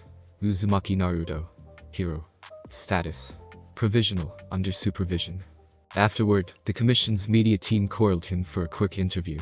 Naruto fumbled through, smiling awkwardly, answering questions with as much honesty as he could muster. What's your quirk, exactly? I use chakra. It's different from a quirk. It's from my world. What drives you to be a hero? Naruto's answer came easily. I want to protect people, and I believe anyone can become something great if they don't give up on themselves. Who inspired you? He smiled, thinking of Iruka, Jiraiya, and his friends. A lot of people. I hope I can inspire others, too. The segment aired on Musatafu's evening news, clips of Naruto's rescue and his words replayed between scenes of children imitating his signature pose. That night, he lay awake in the apartment, thinking of Konoha, of parents and friends, and the pain of carrying both worlds inside himself. He wondered what the people of his own village would think, if they could see him now. Alone, yes, but growing stronger. The next morning, a gentle knock at the door interrupted his brooding. All Might peeked in, grinning. Up for a walk, Naruto. I thought you might want to see a bit of Musatafu. There's a little cafe near the river. Naruto brightened at the invitation. Outside, the rain had cleared, the city washed fresh and gleaming. They walked together, All Might's towering form still drawing stares despite his quieter, thinner frame in retirement. At the cafe, they found a quiet corner, mugs steaming between them. For a moment, they just watched the flow of people outside. School kids racing to class, heroes in bright costumes leaping from rooftop to rooftop, vendors hawking food Naruto couldn't even name. It felt a world away from the simple warmth of Ichiraku ramen, but he was grateful for the company. All Might stirred his coffee, voice uncharacteristically soft. I wanted to thank you, Naruto. You've reminded everyone what a hero truly is. Not just the power, but the heart. You inspire people. Students, pros, even old men like me. Naruto blushed, rubbing his neck. You're the symbol of peace. I'm just me. All Might's eyes glimmered, his smile sad and fond. That's enough, sometimes. You know, when I first started out, I didn't think I was strong enough. There were others more talented, more prepared. But I had a dream. One I couldn't let go. Sometimes I wonder if I've done enough. For this world, for the next generation. Naruto nodded, understanding deeply. Being Hokage isn't what I thought, either. I thought it was about being the strongest. But it's about holding everyone together, carrying their burdens even when it's hard. Sometimes I wish someone else could take over, just for a day. They both laughed, the sound echoing softly in the morning quiet. For a moment, there was just the two of them. Heroes, but also just men, tired and hopeful, finding comfort in shared struggle. All Might's hand closed around Naruto's, his grip strong despite the years. No matter what happens, remember. Your story doesn't end just because you're lost. Sometimes, that's when you find the most important things. They sat a while longer, sharing memories. Naruto of Konoha, All Might of his early days at UA, and his first encounters with villains. Naruto told the story of his rivalry with Sasuke, of losing friends and finding them again. All Might shared stories of victories and regrets, of watching new heroes rise even as his own light faded. When they parted, Naruto felt lighter. The loneliness was still there, but less biting, softened by friendship and understanding. He realized, for the first time, that maybe this world needed him as much as he needed it. The next days blurred by in a rush of hero work. News of Naruto's exploits. His teamwork with Mount Lady and Kamui Woods, his mentorship at UA, his quick wit and unfailing optimism. Spread rapidly. Sponsors called, fans begged for autographs, and children everywhere adopted his catchphrases. Believe in yourself. And never give up. One afternoon, as Naruto was heading back to UA to watch another hero class, he was stopped on the street by a trio of children. They stared at him with huge eyes, clutching notebooks and homemade hero masks. Mr. Naruto, can you show us the Rasengan? He laughed, kneeling to their level, forming a tiny, safe Rasengan that whirled like a blue firefly. The children gasped, one shyly reaching out to touch the swirling chakra. Wow. Are you really a ninja? He winked. The last of my kind. But you all can be heroes, too, if you never give up. They ran off cheering, and Naruto was left grinning, heart swelling. He had never imagined that he would become a symbol in another world, but here he was, their hope as much as their mystery. Later that evening, the UA faculty gathered for a meeting with the Hero Commission. Naruto sat quietly beside All Might, listening as Aizawa argued for more hands-on hero instruction, and as the commission pushed for more regulation in public appearances. Public trust is everything, the commission's director insisted. We want to feature Naruto in a city-wide festival. It will show unity, and let people see him as one of us. Aizawa frowned. He's a hero, not a mascot. All Might spoke up. He can be both, if he chooses. But don't forget. He's still learning our ways. Give him time. Naruto looked between them, feeling the weight of expectation settle on his shoulders. He understood the importance of appearances, but he missed the freedom of simply acting, without worrying about how he looked on camera, or whether he'd chosen the right words. Still, if it could help build trust, and give hope, he would do it. After the meeting, Aizawa found him outside, hands shoved in his pockets. You handle all this attention better than I expected, he said, voice gruff but not unkind. Naruto smiled. I got used to people staring at me a long time ago. Sometimes for the wrong reasons. Now, at least, it's because I did something good. Aizawa nodded, studying him for a moment. Don't let it go to your head. The media loves to build you up, then tear you down. Naruto's smile faded a little. I know. I just want to help. Aizawa looked away, as if embarrassed by his own softness. You're doing fine, Naruto. Just keep your head down, and keep showing these kids what real heroism looks like. As the days passed, Naruto fell into a rhythm. Hero work, training with UA students, public appearances.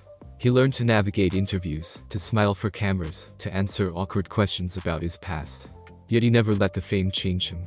When Midoria approached, shyly requesting extra sparring, Naruto always found time.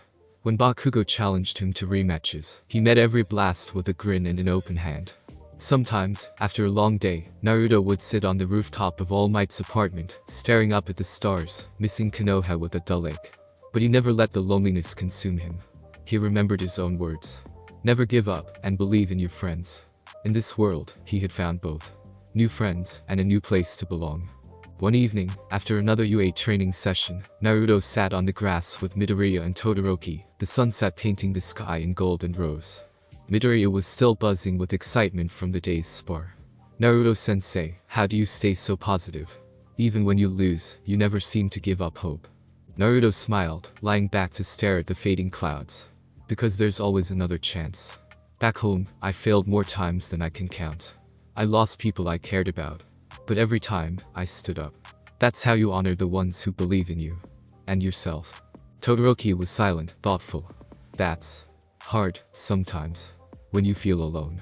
Naruto turned to him, voice gentle. "You're never alone. Not really.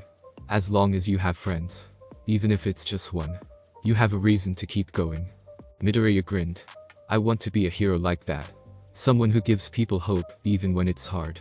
Naruto clapped him on the shoulder. "You already are."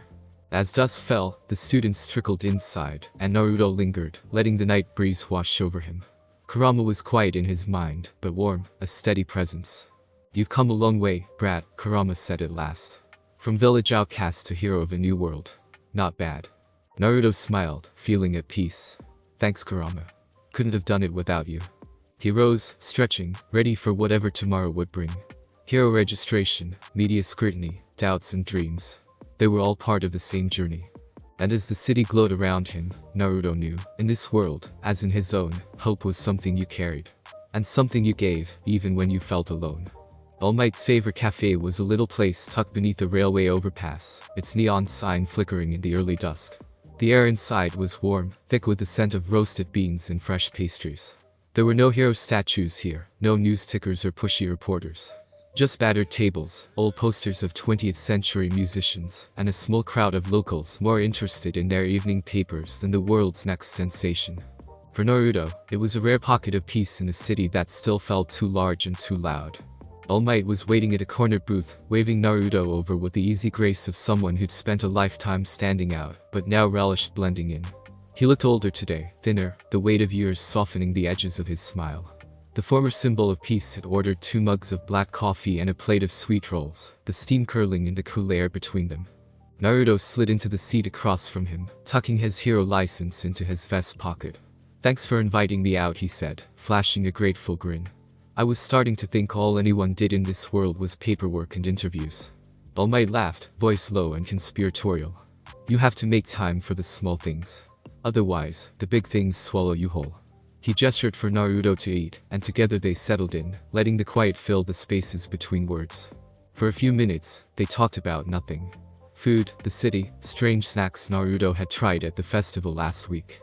All Might asked after UA, genuinely delighted by Naruto's stories about sparring with Bakugo, teaching Uraraka to make clones. She almost got it, but turned her own shoes into a frog instead, and watching Midoriya take notes on everything from chakra control to ramen recipes. The conversation felt easy, natural, as if they'd known each other for years rather than weeks. But there was an undercurrent of seriousness, something deeper that flickered in All Might's eyes, as he sipped his coffee and glanced at the rain streaking the window. When the laughter faded, Naruto sensed it was time for more honest things. All Might set his mug down and folded his hands. "I've been wanting to talk to you, Naruto. Away from the cameras and the committees. Just us. Is that alright?" Naruto nodded, suddenly feeling very young and very old at once. "Yeah. I'd like that." For a moment, All Might didn't speak. He stared at his reflection in the dark glass, the city's lights ghosting over the lines of his face. "I've spent most of my life trying to be something for other people," he began, voice soft and rough at the edges. "A symbol. A shield. The one who always smiled, even when things were darkest. But it costs something, you know. Carrying that hope. It's heavy." Naruto listened, hearing echoes of his own burdens. "I know," he said. "When I became Hokage, I thought it would be about power. About finally being strong enough that no one could ever be hurt again. But it's not. It's waking up every day and knowing everyone is counting on you. It's wanting to save everyone, even when you know you can't." All Might's gaze was gentle, understanding. "It's lonely, isn't it? Sometimes.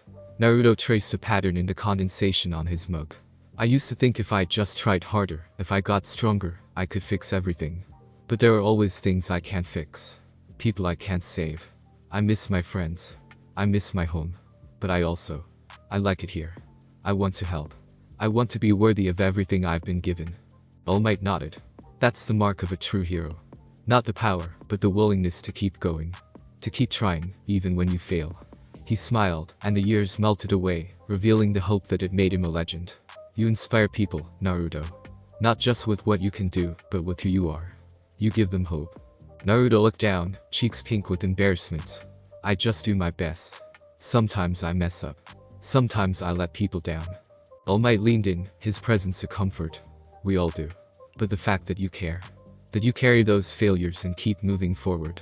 That's what makes you strong. The silence stretched, comfortable now. The rain had eased, leaving the world clean and new beyond the window. Naruto hesitated, then asked, do you ever wish you could just let go? Not be the symbol of peace anymore? All Might's eyes softened. I do. More often than I'd like to admit. But it's not about the symbol or the power. It's about what you leave behind. The students at UA, the heroes I've helped train. If I've given them hope, then it's all worth it. Naruto nodded, understanding settling in his chest like a stone and a feather at once. That's how I feel, too. About my friends. About the village. About this world now, I guess. They fell into silence, sipping their coffee and watching the city lights flicker. Naruto thought of Iruka's quiet encouragement, Kakashi's steady strength, Jiraiya's wild laughter. He thought of Hinata's kindness and Sasuke's pride, of Sakura's stubbornness and Shikamaru's lazy brilliance. All the people who'd shaped him, held him up, believed in him even when he couldn't believe in himself. He wondered if he would ever see them again. If the rift would open once more. If he would have to choose between worlds. All Might must have seen the flicker of worry cross Naruto's face, because he reached out and squeezed his shoulder. You're not alone here. Not ever. Not as long as I'm around. And not as long as you keep believing in yourself. Naruto smiled, warmth blossoming in his chest. Thanks All Might. For everything. They lingered, sharing small stories, letting the connection between them grow. All Might told tales of his earliest battles, of being a student at UA, of the fear and doubt that had haunted him even at his strongest. Naruto offered stories of ramen nights and late missions, of pranks gone wrong, and victories snatched from the jaws of defeat. After a while, the rain stopped completely. The city glowed, steam rising from the pavement. All Might rose, tossing some yen onto the table. Walk with me? He asked. Naruto nodded, and together they stepped out into the fresh, damp night. They wandered through back alleys and quiet streets, past shops closing up for the evening, past a mural of UA heroes painted by schoolchildren. All Might kept his hands in his pockets, shoulders relaxed. Things are changing, he said, almost to himself. This generation. Midoria, Bakugo, Todoroki. They're different. They see the world as it could be, not just as it is. You've helped them, Naruto. You've given them something new to aspire to. Naruto glanced up, surprised. I'm just me. All Might stopped, turning to face him fully. That's enough. That's more than enough. The world needs symbols, but it also needs people who show us what's possible. Who remind us that we can be more than we are. You've done that. For them, for me, for everyone. Naruto felt the weight of the moment, the truth of it. He realized he'd been searching for something since he arrived. Not just a way home, but a reason to stay, a way to matter. They reached the river, the water shining with city lights. Naruto leaned on the railing, watching the current. Sometimes I wonder if I'll ever really belong here, he admitted. If I'll ever stop missing home. All Might was silent for a moment. Then, softly, he said, home isn't always a place. Sometimes it's the people who believe in you. Sometimes it's the ones you inspire, the ones who remind you what you're fighting for. Naruto listened to the water, the heartbeat of the city, the gentle wisdom in All Might's words. Do you think, Naruto asked, that I could be a real hero here? Not just a guest. All Might smiled, pride and hope shining in his eyes. You already are, Naruto. You already are. They stood together in the darkness, letting the world spin on, finding solace in the simple act of being understood. Later, as they walked back to the apartment, All Might clapped Naruto on the back. You'll do great things here, my boy. I can feel it. But remember, you don't have to do them alone. Naruto grinned, the ache in his chest easing. I won't. I promise.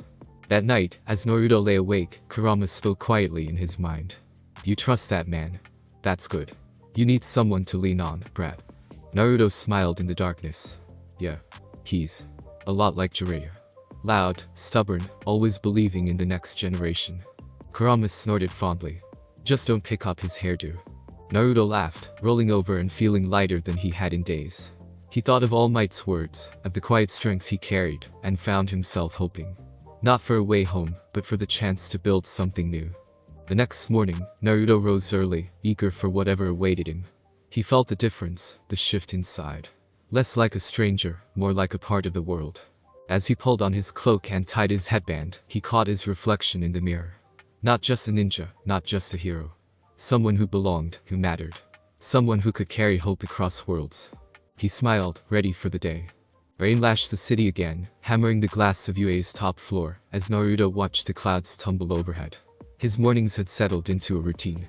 Breakfast with All Might, a dash through the city to UA, and, lately, training with Class 1A. But this morning, a restlessness clung to him, a whisper at the back of his mind. Kurama's chakra prickled at his nerves, as if the air itself was thick with warning. On the surface, all seemed calm. Naruto watched students hurry through the halls, ducking under umbrellas, laughter echoing down the corridors. But under it, he sensed tension. A waiting, watchful kind. In the staff lounge, Aizawa was finishing a call, his face more drawn than usual. Extra patrols, he muttered to All Might, and the commission wants stricter ID checks. Not just after last week's incident. Something's got them spooked. All Might met Naruto's eyes, his smile softer than usual. We keep our eyes open. That's all we can do. Naruto nodded, but couldn't shake his unease. He wondered, briefly, if the rift between worlds might be opening again. If, after all this, he'd be torn from this place just as he'd begun to belong. He found the students in the gym, already stretching for sparring. Today, Naruto was running them through chakra basics. At least, as much as this world's physics would allow. He started with meditation and simple concentration techniques, encouraging them to sense the world beyond their quirks. Uraka sat cross-legged, hands pressed together in front of her. So, if I just focus like this, I'll feel chakra. Naruto grinned. Sort of. Everyone's got energy. Even if you can't make a clone, it helps you control your power. Just imagine your breath reaching all the way to your toes. Ida, ever earnest, scrunched his brow and tried to do exactly that, while Kaminari lost focus after 2 seconds, and began spinning a pencil instead. Midoria, meanwhile, closed his eyes with fierce intent, sweat already beading on his forehead. Bakugo snorted from the back row. If this is ninja training, I'm disappointed. Naruto flashed him a mischievous look. The best jutsu takes patience, Bakugo. Even Sasuke had to sit still once in a while. Bakugo muttered under his breath, but didn't leave his seat. The students tried. Some with honest effort, others giggling at the unfamiliarity of it. It felt like a Konoha Academy class. Some took to it naturally, others needed coaxing. Even Todoroki, who had at first dismissed meditation as a waste, found himself slipping into the gentle rhythm. After half an hour, Naruto led them outside, encouraging them to walk slow laps around the grounds, simply paying attention. To the wind, to the ground under their feet, to the pulse of the city. Only later did the comic results of Naruto's teaching reveal themselves. Kaminari tried to make a clone, and succeeded only in falling flat on his face, legs tangled. Uraka, earnest as ever, spun herself into a dizzy loop, nearly floating off the ground before Naruto caught her. Asui giggled, sticking her tongue out. It's harder than you make it look, Naruto-sensei. He beamed, remembering Iruka's patience. I couldn't do it at first, either. But if you never try, you never learn. Afterward, as the students filtered out for lunch, Midoriya lingered, shy as always. Naruto-sensei, did you ever feel like you didn't belong? Even when you were trying your best? Naruto knelt, searching Midoriya's eyes. All the time. I grew up with everyone calling me a nuisance. But every time I wanted to give up, someone reached out and believed in me. Even one person can make a difference. Midoriya nodded, bright and thoughtful. You make me feel like maybe I could be that kind of hero too. Naruto ruffled his hair. You already are, Deku. Behind them, Bakugo scoffed. Sappy. Naruto grinned. Come on, Bakugo. Bet you can't even meditate for 5 minutes. Bakugo's answer was to challenge Naruto to a rematch, nearly dragging him back to the arena before Aizawa put a stop to it. It was a good day. A bright ordinary day. But in the shadows beyond UA's walls, other eyes were watching. In a darkened office, screens flickered with footage. Naruto's rescue at the bus, the battle in training ground Gamma, the laughter of UA's students surrounding him. Tomura Shigaraki's fingers twitched, scratching at his neck, gaze glued to the image of Naruto splitting into dozens of identical clones. He doesn't have a quirk, but he's strong. Different. At his side, Kurogiri adjusted his tie, voice calm. He may be the key, Tomura Shigaraki. If he truly comes from another world. Think of what All for One could do with such power. The hand atop Shigaraki's face seemed to tighten, the air in the room growing colder. Then we'll draw him out. Make him show us what he's hiding. On another screen, All for One's masked visage glimmered. His voice was calm, measured, infinitely patient. Do not underestimate him. But do not be afraid. The unknown is only an opportunity. Shigaraki nodded, lips curling in anticipation. We'll find his weakness. Everyone has one. That afternoon, as Naruto left the gym, Kurama rumbled in his chest. Be careful, brat. There's something strange in the air. Like the time Madara was lurking behind the mist. Naruto nodded inwardly, alert now. You sense something. Not chakra. Something else. The air's off. Like a tricked ore in a genjutsu. Don't let your guard down. Naruto scanned the shadows, but nothing revealed itself. Still, a chill traced his spine. He made a note to tell All Might and Aizawa later. Later, in the teacher's lounge, Aizawa leaned against a window, coffee in hand. I've heard rumors. Villain activity is up. Strange types, not just with quirks. They move like professionals. Some say it's All for One's work. All Might, Sommer, nodded. There's talk of an infiltration. Security's on high alert. Naruto shared what Kurama had told him. My friend inside. Kurama. He senses something's off, too. I trust his instincts. Aizawa raised an eyebrow. The fox. Can he sense things outside of quirks? Naruto grinned. He's got a nose for trouble. Save me more times than I can count. All Might put a hand on Naruto's shoulder, squeezing gently. Be careful, my boy. Don't go looking for a fight alone. Naruto flashed his trademark grin. Wouldn't dream of it. That night, Naruto lay awake, the city's heartbeat loud in his ears. He drifted to sleep with Kurama's voice murmuring gentle warnings, his last thoughts a prayer that his friends, here and in Konoha, would be safe. The next morning, trouble arrived with the rain. The alarm sounded just as Naruto was settling into another lesson with Class 1A sirens wailed, lights flashed red along the halls. Aizawa's voice cut through the chaos, sharp and direct. Evacuate. Non-combatants to the shelters. Heroes, with me. Now. Naruto was on his feet, instincts razor sharp. The students looked to him, fear and determination mixed in their faces. Follow Aizawa, Naruto barked, his tone that of a leader used to being obeyed. I'll check the perimeter. He slipped into the hallway, senses wide open. Something felt wrong. An absence of chakra where there should have been at least a trace. He darted down the stairs, shadow clones fanning out in every direction. They reported back quickly. Masked figures moving through the lower corridors, coordinated, silent. Naruto caught a glimpse. Cloaked, masked, not villains in garish costumes, but something else. Their movements were precise, trained. Almost like Anbu, but without chakra. He realized, with a jolt, that they weren't using quirks at all. Just skill, speed, and intent. He signaled a clone to find Aizawa and warn him. Another clone trailed the intruders, while Naruto himself dropped into the nearest shadow, heart pounding. The intruders moved with eerie discipline, popping smoke canisters, using tech to scramble sensors and cameras. He caught one at the end of the hall, ducking through a side door. Naruto followed, silent as mist. Inside, the room was dim, lined with lockers. The figure.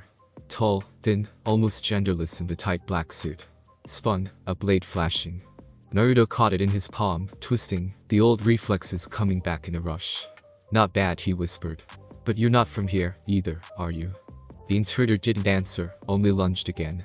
Naruto dodged, flipping them with a quick sweep. The mask cracked, revealing an eye. Dark, alien, and utterly empty. The figure vanished in a flash of smoke, leaving only the mask behind. Naruto stared at it. No insignia, no hint of allegiance. Just a blank slate. He hurried back to Aizawa, who was coordinating security in the main hall. They're not using quirks, Naruto reported. Feels like ninja. But not from Konoha. Maybe not from this world. Aizawa's eyes narrowed. Are you saying there's a dimensional breach? Naruto shook his head. Not yet. But the air feels thin. Like it did before the rift. Aizawa called for extra patrols, alerting the commission. All Might, arriving moments later, looked grim. If this is all for one's doing, All Might muttered. We need to find out how he's recruiting them. They spent the day in a heightened state, Naruto leading groups of students through emergency drills, teaching them how to spot traps, how to keep calm under pressure. He found himself growing closer to them. Not just as a hero, but as a teacher, a protector. That night, after the school was secured, Naruto sat in the empty gym, exhaustion finally catching up with him. Midoriya found him there, hesitating in the doorway. Is it always like this, Naruto-sensei? Always waiting for the next fight? Naruto considered the question. Not always. But sometimes. Being a hero means you can never fully rest. There's always another storm. Midoriya nodded, sitting beside him. You make it look easy. Naruto smiled, voice gentle. It's not. I just keep moving forward, even when I'm scared. That's all anyone can do. Midoriya nodded, eyes shining with new resolve. Then I'll keep moving, too. Naruto looked around the quiet gym, seeing not just students, but friends. People worth fighting for, a world worth protecting. Elsewhere, in the depths of the city, Shigaraki met with his quirkless ninja. They say he can be beaten, one muttered, showing the cracked mask. Not by force. But maybe by fear. Maybe by what he loves. Shigaraki's lips peeled back from his teeth. Everyone has a weakness. Find his. Outside, thunder rolled, and the world seemed to shiver at the edge of something unseen. But for Naruto, the real battle was not with villains or intruders. It was with the growing uncertainty. The sense that his very presence here was a kind of crack in the world, that the rift might one day demand a price. He sat on the UA rooftop that night, rain misting the city below. Kurama curled within, both comfort and warning. You belong here, brat. For now. But don't forget. You can't save everyone. Not even in this world. Naruto nodded, watching the lights of Musatafu flicker in the storm. I know. But I can try. And with that, he closed his eyes, the echoes of laughter and battle and friendship ringing in his heart, steeling himself for whatever would come next. If the previous weeks had introduced Naruto to Musatafu's watchful gaze, the annual festival of heroes made him its centerpiece. The entire city was alive. Banners hung from lampposts, fireworks ready on every rooftop, stalls crowded the boulevards with hero-themed sweets, games, and souvenirs. Children in paper All Might masks tugged their parents along, adults craned for glimpses of celebrities and up-and-coming heroes. Media vans formed a cordon around the main plaza, and high above, drones traced aerial patterns against the spring sky. In the center of it all, a towering stage awaited, the symbol of UA shining on a digital backdrop. This was not just a celebration, but an affirmation. A promise to the world that hope and strength would always return. Naruto was the festival's star, a living legend from another world. The commission had dressed him in a new hero uniform. The cut was modern, but it kept echoes of his Hokage cloak. Flame-edged, with the red swirl of Uzumaki on the back and sleeves rolled to his elbows. The headband still marked him as shinobi, but his new badge gleamed at his collar, catching flashes of camera bulbs. There was, despite all the excitement, a weight in his chest. One born of memory and the unfamiliar role he played here. In Konoha, he'd been the village's most notorious knucklehead before becoming its savior. Here, he was a mystery, a spectacle, a hope onto which everyone clung. All Might met him backstage, smiling with pride and a touch of regret. They want to see their hero, my boy, he said, straightening Naruto's collar. Don't worry about what they think. Just be yourself. Naruto looked out at the vast crowd, the swirl of faces and colors. He could see Midoriya, Bakugo, and Todoroki near the front, surrounded by their classmates. Aizawa lingered at the back, his ever-watchful gaze drinking in every detail. Back home, I could barely get Iruka-sensei to say my name right at the school festival, Naruto muttered, earning a quiet chuckle from All Might. And now you're the guest of honor at the biggest hero event in Japan, All Might said, his hand gentle on Naruto's shoulder. You've earned it. UA staff member motioned, holding out a microphone. Naruto accepted it, hands only a little shaky, as a stage manager counted down in his earpiece. The music swelled, the crowd's noise peaked, and Naruto walked out into the lights, his silhouette magnified 100 feet tall on screens above. Ladies and gentlemen, boomed the announcer, the Hero Festival is honored to welcome our guest from another world. Musatafu's own yellow-blue hero, Uzumaki Naruto. The cheer was thunderous, a tidal wave of excitement. Naruto stood for a breath, letting the energy of the crowd settle around him.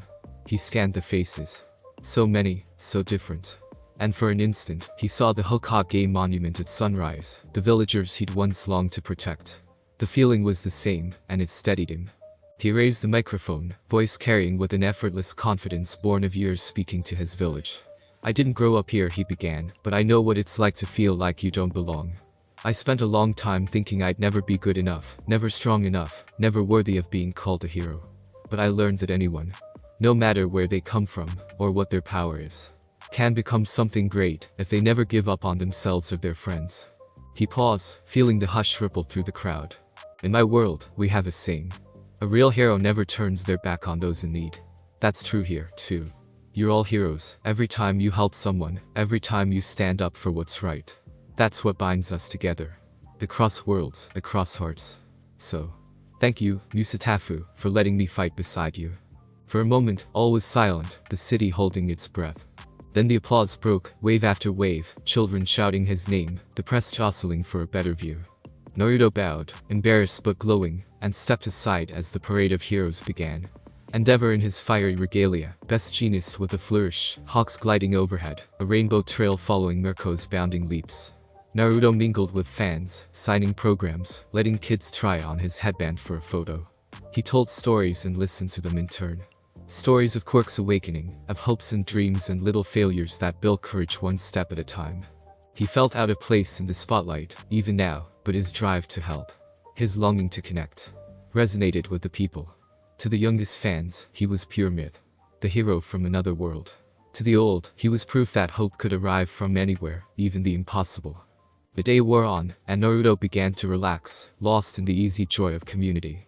A group of students from Class 1 found him by the sweet stand, Midoriya babbling with excitement, Uraraka grinning ear to ear. Your speech was amazing, Midoriya blurted, face red as a beet.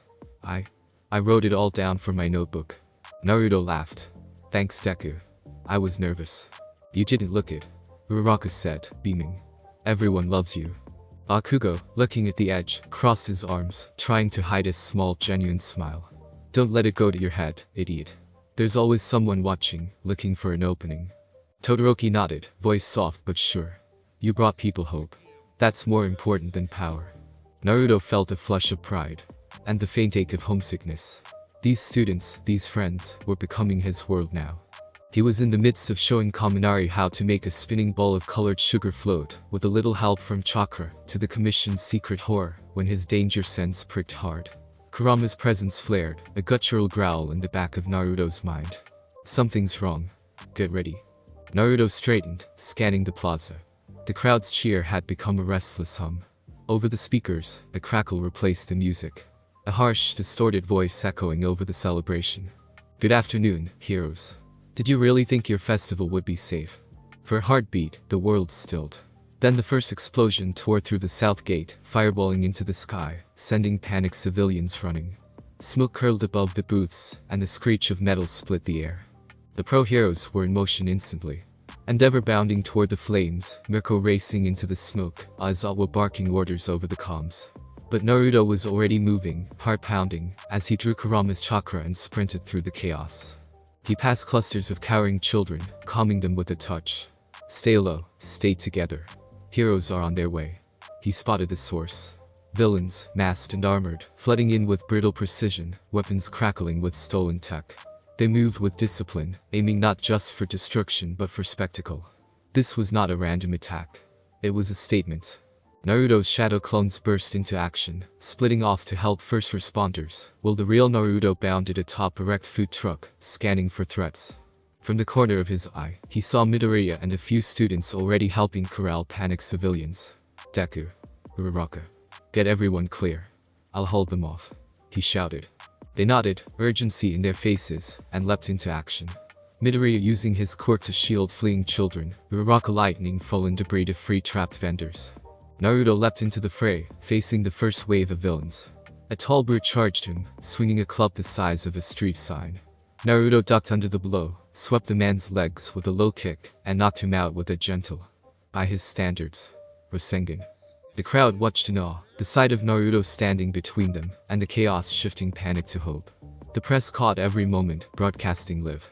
The mysterious ninja hero, fighting not for fame, but for them. Above the chaos, a villain with a sonic quirk tried to scatter the crowd. Naruto's clone took the brunt, vanishing with a pop, but giving the real Naruto time to dash up a lamppost, launching himself toward the villain with chakra-enhanced speed.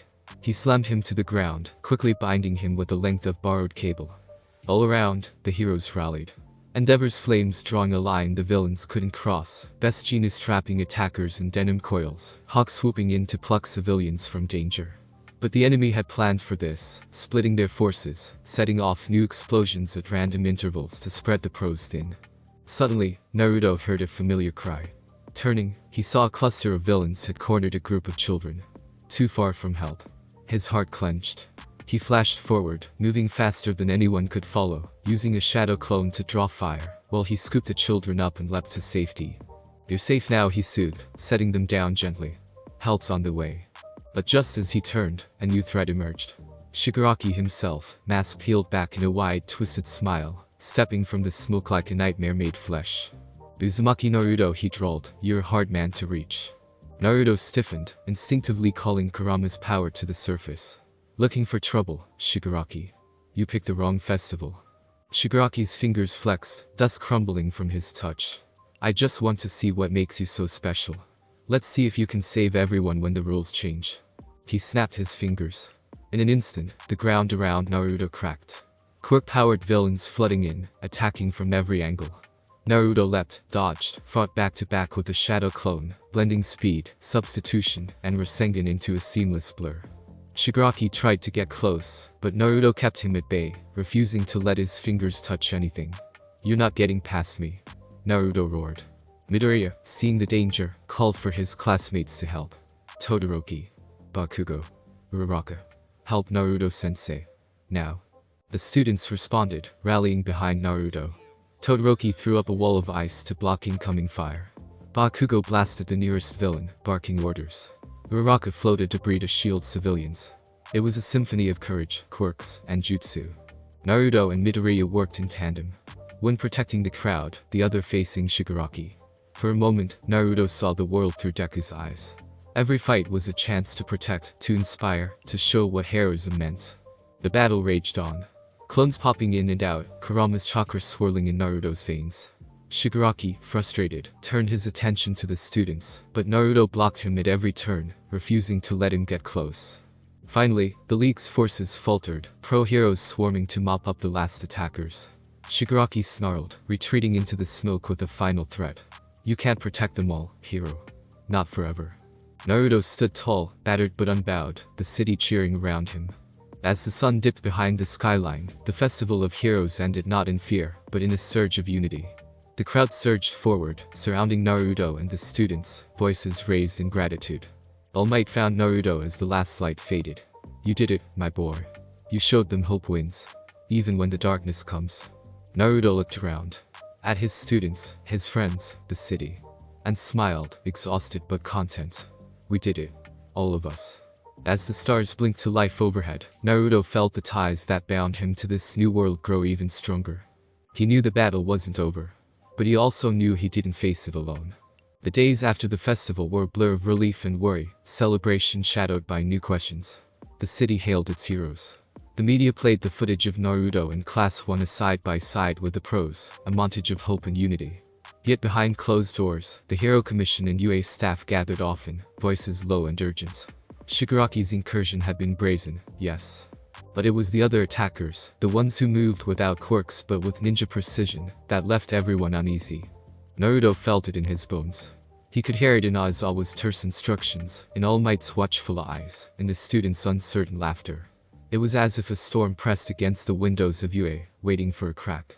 He buried himself in his new life. Training, teaching, running drills with Class 1A. He saw how the festival's battle had changed him. How Midoriya's gaze had sharpened, how Araka watched crowds for hidden threats, how Bakugo and Todoroki, once rivals, now traded quiet strategy before sparring. In between lessons, Naruto pulled each of them aside, offering advice that was sometimes clumsy, sometimes profound, always sincere. He gave Midoriya a scroll of chakra exercises, told Bakugo stories of Sasuke, and what it meant to be both a rival and a friend. He practiced hand signs with Asui, encouraged Uraraka's growing confidence, helped Ida refine his focus until his speed was more controlled, more devastating. Even Todoroki found himself drawn out of his shell, sparring with Naruto in the evenings, fire and ice dancing against shadow clones under the golden lights of UA's training ground. Yet unease lingered. The students felt it, too. One evening, after a particularly grueling round of drills, they gathered in the common room, sprawled on cushions and battered couches, books and notebooks scattered across the floor. Araka, hugging her knees, looked at Naruto. Do you really think they'll come back? The villains, I mean. Naruto considered his answer. If there's one thing I've learned, it's that darkness doesn't just vanish because you win once. But that doesn't mean we stop living, or stop hoping. Bakugo scoffed, but there was less bite in his voice. TCH. We'll be ready. Todoroki, quiet as always, nodded. We're stronger together. The festival proved that. Midoria, nervous as ever, asked, is it true? The rumors that some of the attackers didn't have quirks. Naruto met his gaze. I fought people without any power. No chakra, no quirks. Who were still dangerous. Training and intent matter. We have to be vigilant. They fell into thoughtful silence, each lost in their own worries. Naruto watched them, feeling both old and young. A stranger, and yet, increasingly, something like family. A week later, the warning finally came. It was late, well past curfew, when Naruto sensed something off. He'd been sitting on the roof, the city lights blurring below, Kurama's presence a steady warmth in his mind. Brat, Kurama rumbled, the winds changed. Smells like blood and secrets. You feel it. Naruto nodded, scanning the grounds. There. A flicker of movement by the south gate. No sound, no obvious quirk. Just shadows flowing against shadows. He leapt from the rooftop, landing in a silent crouch behind a row of hedges. Shadow clones scattered, some darting toward the teacher's wing, others into the dorms. Naruto moved toward the gate, keeping to the darkness. He saw them. 3 figures, clad in black, their faces masked, movements precise. He recognized the stance, the way their feet barely touched the ground. Not heroes. Not even this world's villains. They move like Anbu, Naruto thought. But something's off. He waited until they split up, then trailed the smallest. Quick, nimble, carrying a scroll-like device on her back. She moved with purpose, slipping through security systems as if she'd done it 100 times. Naruto shadowed her, silent as mist, until she ducked into the main UA building. Inside, the halls were empty, lights set to night mode. Naruto watched as she pressed a panel, disabling the cameras. He waited, patient, remembering Kakashi's old lessons. Sometimes, the best move is to let your enemy reveal themselves. The intruder made her way toward the faculty offices. Naruto crept closer, his senses tuned for traps, ambush, even a faint trace of chakra. When she paused, glancing around, he slipped behind her, silent. She whirled, a kunai flashing, and Naruto caught her wrist, twisting her arm gently but firmly. Her mask slipped, revealing wide, frightened eyes. No older than the students he taught. He frowned, loosening his grip. Who sent you? He whispered, switching to a blend of Japanese and the universal language of desperation. She hesitated, torn between fear and duty. Then, with a speed that surprised even Naruto, she pressed something at a collar. A jolt of static, and she went limp, collapsing in his arms. Naruto swore softly, cradling her head. He scanned for signs of poison, of a suicide pill, but found nothing. Just a deep artificial sleep. He scooped her up and darted back to the staff wing, where Aizawa was already marshalling a response. Naruto laid the girl on a bench. She's like a shinobi. But there's no chakra. And she's just a kid. Aizawa inspected her, frowning. They're getting bolder. All Might arrived, winded but ready, the spark of his old powers still in his gaze. Any sign of who sent her? Naruto shook his head. Whoever trained her knew what they were doing. She could have killed me if I wasn't careful. The girl's mask bore a strange sigil. Spiral lines, unfamiliar to even Naruto. Nezu arrived, quiet and grave. We'll question her when she wakes. For now, double the patrols. The other intruders. Naruto's clones reported back. 2 had escaped, vanishing beyond the school's walls with an unnatural speed. No quirks, no signatures, just smoke and silence. That night, Naruto stayed awake, watching over the sleeping intruder. Kurama's voice echoed in his mind. Something's wrong, brat. This isn't just a villain attack. This feels bigger. Like the world itself is starting to crack. Naruto didn't argue. He felt it too. A tug, as if the fabric of reality was thinning. As if whatever brought him here was awakening once more. The next morning, news of the infiltration spread like wildfire. UA went on full alert. Lockdown drills, patrols doubled, every student and staff member briefed on new protocols. Rumors swirled, students' eyes wary and restless. Naruto, though exhausted, made his rounds. Reassuring, joking, helping wherever he could. The captured girl remained unconscious, her identity a mystery. The commission sent in scientists, but even they were stumped by her gear and training. She carried no identification, only the strange scroll and the sigil on her mask. Meanwhile, the students clung closer to each other. Midoria trained harder, Bakugo was less abrasive, though no one dared mention it. Todoroki spent more time with his classmates.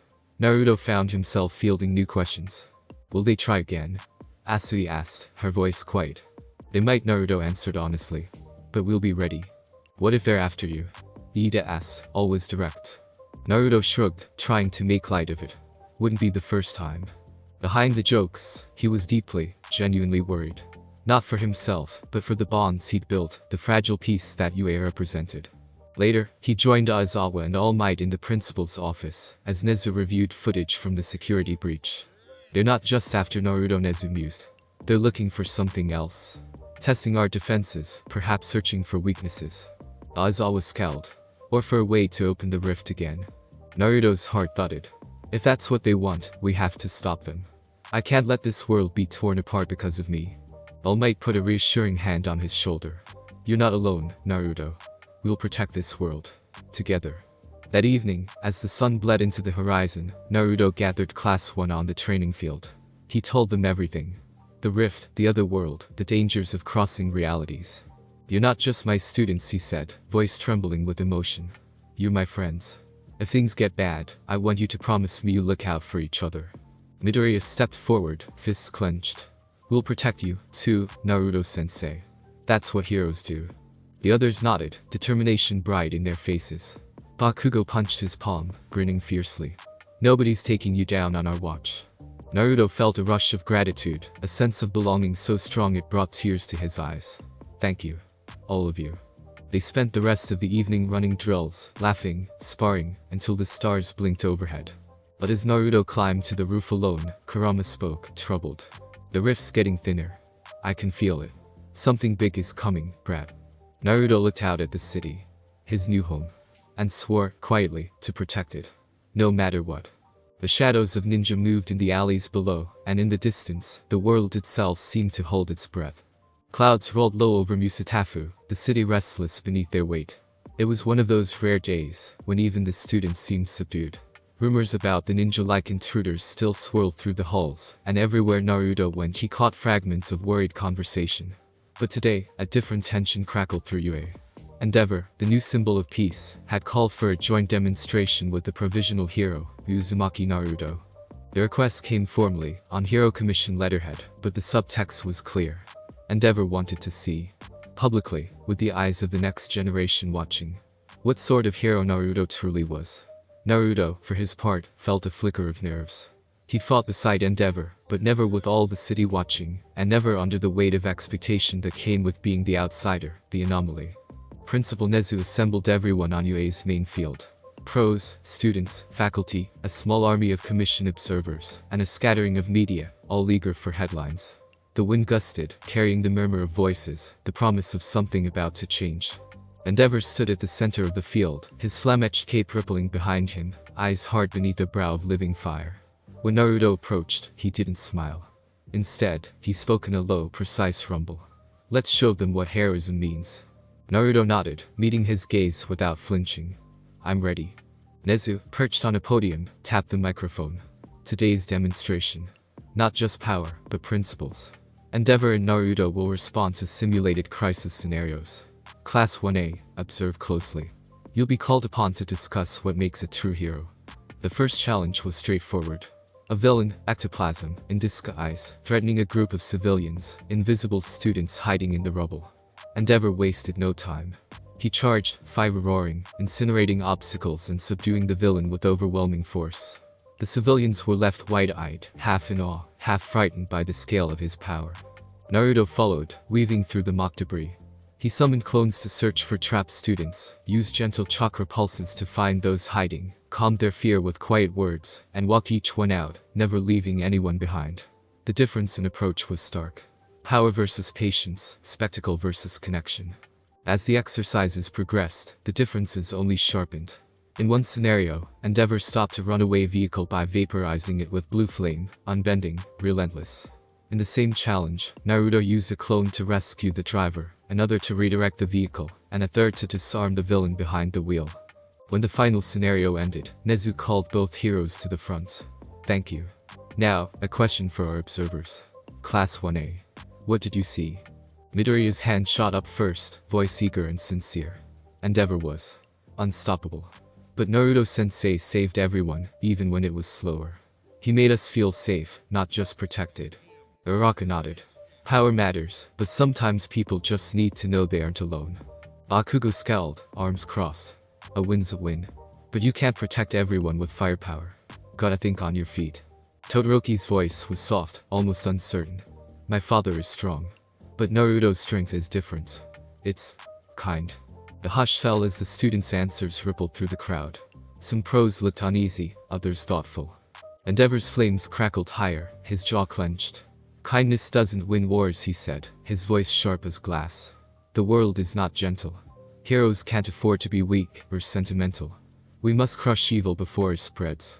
Naruto stood his ground, eyes steady. Heroes aren't just about power. It's about believing in people. Even when they're scared or make mistakes. I learned that in my world. I believe it here, too. Endeavor's eyes narrowed. Hope won't stop a villain's blade. Maybe not, Naruto answered. But hope makes people strong enough to stand on their own. That's how you win for good. Not just today, but every day after. For a heartbeat, the field was silent. The clash of ideals exposed, raw, impossible to ignore. Even the wind seemed to pause. Nezu broke the silence, his eyes glimmering with approval. A valuable lesson. Class 1A. What kind of hero will you be? The students' faces were alive with new questions, new resolve. For the first time, the line between old and new blurred, the future stretching out in uncertain, dazzling directions. The demonstration ended, but the conversation rippled on. In small groups, the students debated. Power versus compassion, results versus process. Naruto drifted among them, listening, offering encouragement. Endeavor remained apart, watching his son, his students, the crowd. Later, as dusk fell and the field emptied, Naruto found Endeavor staring out over the city. The flame-etched hero didn't turn as Naruto approached. I didn't mean to challenge you, Naruto said quietly. I just can't be something I'm not. Endeavor's answer was a low, thoughtful grunt. I spent my life chasing All Might's shadow. Thought if I could just be stronger, I'd be enough. But strength doesn't fix everything.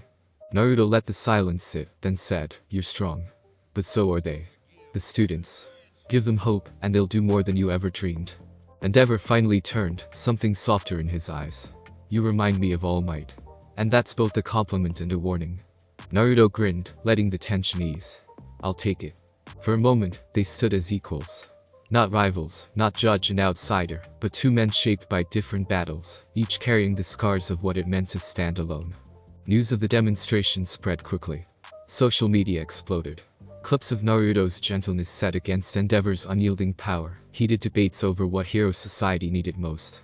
The Hero Commission watched warily, sensing the winds of change. In the dorms that night, the students were restless, gathering in clusters to talk through what they'd seen. Midoriya cornered Naruto in the hall, notebook in hand. Was there ever a time when you doubted your way? He asked, voice earnest. When everyone told you strength was the only answer. Naruto's smile was right. All the time. Even my own friends, sometimes. But I had people. My sensei, my teammates. Who reminded me that real strength is what you do for others. Midoriya nodded, scribbling furiously. I want to be that kind of hero. Someone people can rely on. Someone who makes them believe in tomorrow. Bakugo, passing by, snorted. You sound like him already, nerd. Naruto laughed, ruffling their hair. You're both stronger than you think. Elsewhere, Todoroki sat with his father, the two silent, the air thick with things unsaid. Endeavor finally spoke. Do you think he's right? This. Hope. Todoroki's answer was quiet but certain. I think he is. And I think you could be, too. If you tried. For a long time, Endeavor said nothing. The next day, Naruto found himself summoned to a Hero Commission boardroom. The atmosphere was tense. Officials seated in a semicircle, faces drawn and wary. We've received requests from hero agencies across the country, the lead commissioner said. They want you to train their heroes, to teach them your ways. The public wants more of what you brought to the demonstration. Hope. Unity. Naruto shifted in his seat, unsure. I'm not here to change your world. I just want to help. We know, the commissioner replied, voice softening. But sometimes, that's how change begins. One person, one idea, one spark. As Naruto left the building, a lightness crept into his steps. The future felt uncertain, but no longer lonely. For the students, the demonstration became legend. They quoted Naruto's words in the halls, debated his ideas in class, challenged each other to show more than just power. Even the faculty found themselves changed. Aizawa, always so stern, added more team exercises. Midnight spoke more openly of empathy in her lessons. The old rules still mattered, but the new ones, kindness, hope, connection, gained ground. That weekend, as rain lashed the city, Naruto and Class 1 gathered in the gym for a late-night training session. The storm rattled the windows, but inside, the air was alive with laughter and camaraderie. Naruto led them through drills, teamwork, trust falls, even silly games that left them breathless and sprawling on the mats. When the power flickered, plunging them into momentary darkness, Naruto's voice carried through the gloom. No matter how dark it gets, you can always find each other. That's what makes you heroes. And when the lights came back, the class cheered, their doubts chased away by the warmth of belonging. Later, after the students had gone to bed, Aizawa found Naruto alone in the gym. You did good, Uzumaki. Better than most could have managed. Naruto smiled, grateful for the rare praise. Thanks. I just did what I could. Aizawa studied him, eyes tired but not unkind. The world's changing. Maybe it's time. Naruto looked up at the rafters, the banners of past heroes. Maybe it is. As the rain slowed, and the city slept, a new hope grew. Quiet, steady, undeniable. The clash of ideals had sparked something no one could contain. Naruto watched the dawn break over Musatafu, knowing the next battle would come soon, but at peace with who he was, and what he'd brought to this world. The sun was barely a golden glimmer on the horizon when Naruto was jolted awake by a rapid, furious pounding on his apartment door. He sat up, rubbing sleep from his eyes, feeling Kurama grumble in the depths of his mind. Who the hell is that at this hour? The fox muttered, sleepily annoyed. Naruto was already halfway to the door. He barely got it open before Bakugo nearly barreled through, scowling, arms crossed tight. Get dressed, Bakugo barked. We're sparring. Now. Naruto blinked, then grinned wide. Someone's up early. Bakugo growled, red eyes flashing with a challenge and something like desperation. You said you'd give me a rematch. Unless you're scared. Naruto, unable to resist, let out a low, teasing whistle. Scared. Of you. Let's see if you can keep up, Bakugo. They marched in silence through the quiet streets, the city not yet fully awake, to the empty training ground behind Yue. The world was still silver and blue, dew dampening the grass, mist curling around the edges of the walls. It was a secret place, set aside from the world, where two people could fight without judgment, without an audience. Bakugo shed his jacket and cracked his knuckles, staring down Naruto, as if he could set him alight with glare alone. No rules. No holding back. You give me everything. I want to see if I can beat you at your best. Naruto nodded, stretching out his limbs, the cold biting at his skin, and making him feel awake, alive. You're serious about this? Why? Bakugo didn't answer at first, head bowed. Because I'm tired of being second best, he finally muttered. Tired of watching you and Deku. Everyone looking up to you. I want to prove I can stand on my own. Naruto understood that feeling intimately. The hunger to prove himself, the agony of always chasing someone else's shadow. He thought of Sasuke, of all the ways they tested each other, broken and mended each other. Alright, Naruto said. But I'll fight you for real. No holding back, not even the Kyuubi's chakra if you push me. Bakugo's smile was wild, something unchained. Good. That's what I want. The gust of wind swept the field as the two faced each other, and for a heartbeat there was only silence. No teachers, no classmates, no world outside. Just them. Bakugo moved first, explosions flaring from his palms as he hurtled forward, faster and sharper than ever before. Naruto barely dodged the opening blast, flipping over the shockwave and landing in a crouch. Bakugo didn't pause, darting around with wild, calculated ferocity, weaving a net of destruction. Naruto formed a trio of shadow clones and sent them in different directions, forcing Bakugo to split his focus. But Bakugo anticipated the feint, blasting one clone to smoke, then spinning with an aerial burst to scatter the other two. He was relentless, reading Naruto's movements, adapting to the shifting rhythm of clones and substitutions. Come on, old man. Bakugo taunted, sweat and adrenaline painting his grin. I know you've got more. Naruto obliged, letting a rush of Kurama's chakra spark beneath his skin, golden orange light licking at his arms. His speed tripled. The next volley of attacks came in a blur. Rasengan whirling, kicks and jabs fast as lightning. Bakugo absorbed the pressure, responding with his own barrage, the ground shattering under each blast. They traded blows, neither yielding, both breathing hard. Naruto let Bakugo land a solid hit, testing his endurance. The explosion sent Naruto skidding, leaving a smoking crater in the grass. Not bad. Naruto called, grinning, brushing ash from his sleeves. But can you handle this? He closed his eyes, channeling Kurama's power deeper, letting the nine tails chakra flare around him. For a moment, he glowed. A golden silhouette, wind swirling in wild arcs. Bakugo only laughed, an edge of wild delight in his voice. Hell yes.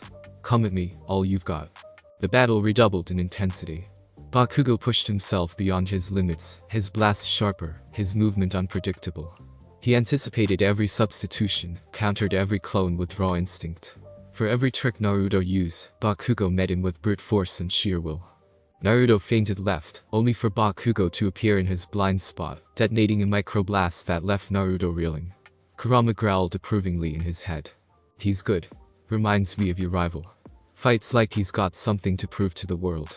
Naruto smiled, letting the chakra flow, careful not to unleash the full force that might truly hurt the boy. He wanted Bakugo to see he was being taken seriously. Nice move. Naruto shouted, landing on the balls of his feet. But don't forget. Sometimes, the trick isn't power. It's persistence. Bakugo snorted, but Naruto saw the glint of satisfaction in his eyes. They clashed again, Bakugo's anger fueling him, Naruto's calm and anger. Minutes pass. Feeling like hours, the world shrinking to their clash of wills. Finally, both stood panting, battered but unbroken. Bakugo was the first to drop to his knees, gasping for breath. Damn it. You're tougher than I thought. Naruto knelt beside him, catching his breath. You nearly had me. If you'd followed up that last attack with a feint instead of power, you would have landed a hit. Bakugo scowled, but didn't argue. His chest heaved, his eyes glittered, and Naruto saw the sheen of frustrated tears. Why do you never lose hope? Bakugo burst out suddenly, voice raw. Even when you're beaten, even when you're outmatched, you just keep going. Doesn't it ever break you? Naruto was silent, watching the sun crest the edge of the world, washing the field in gold. Yeah, it does. I've lost, Bakugo. More times than I can count. I've failed, let people down, made mistakes I wish I could take back. I've been alone. I've been hated. But I always had someone. Just one person.